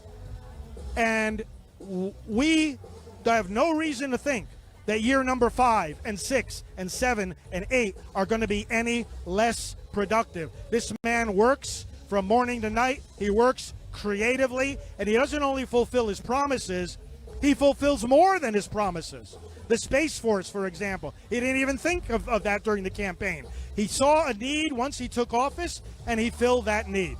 Now, I want to remind you, friends, this election has got to be about policies, not personalities. It's got to be about accomplishments, not accusations. People who are superficial, they're going to say, oh, I don't like the president's way of speaking, or many people, even folks that are on our side, will often say, oh, well, I don't like his tweets. Listen, I would rather have a president whose tweets I don't like than whose judges I don't like. Ladies and gentlemen, please welcome the 45th President of the United States, Donald J. Trump.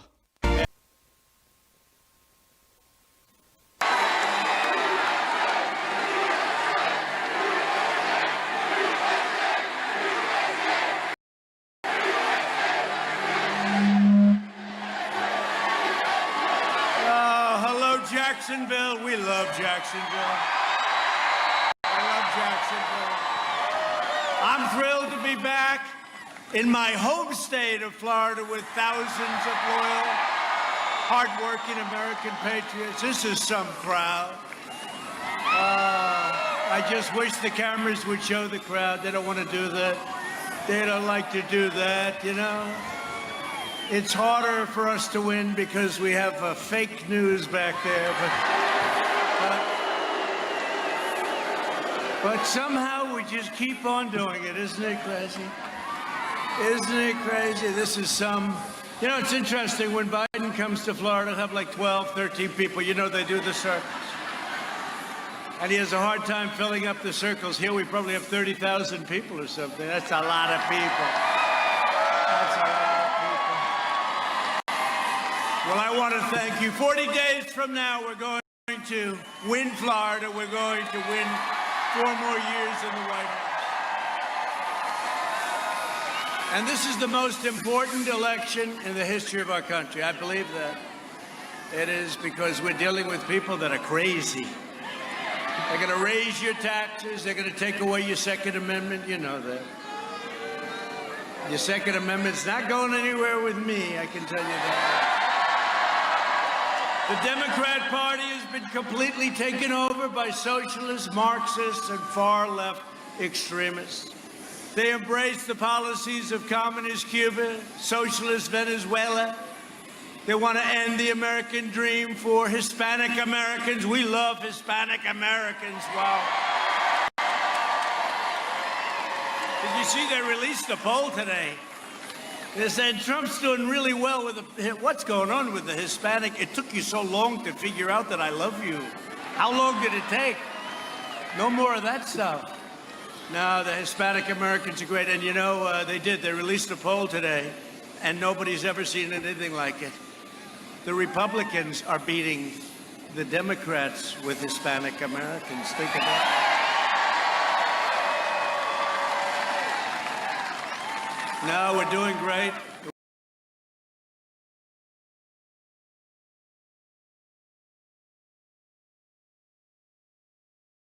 We're doing great, and they never like to show those polls. Whenever you see they don't show too many polls, that's only because we're winning. We're winning by a lot. We think we're winning by like a lot. But the only poll that counts is on November 3rd, right? That's the only poll that counts, right? So get out there. Don't let them bluff you. Whatever it is, get out there and vote. The Republican Party is the party of jobs, safety, and freedom, and we will ensure that America never becomes a socialist or communist country.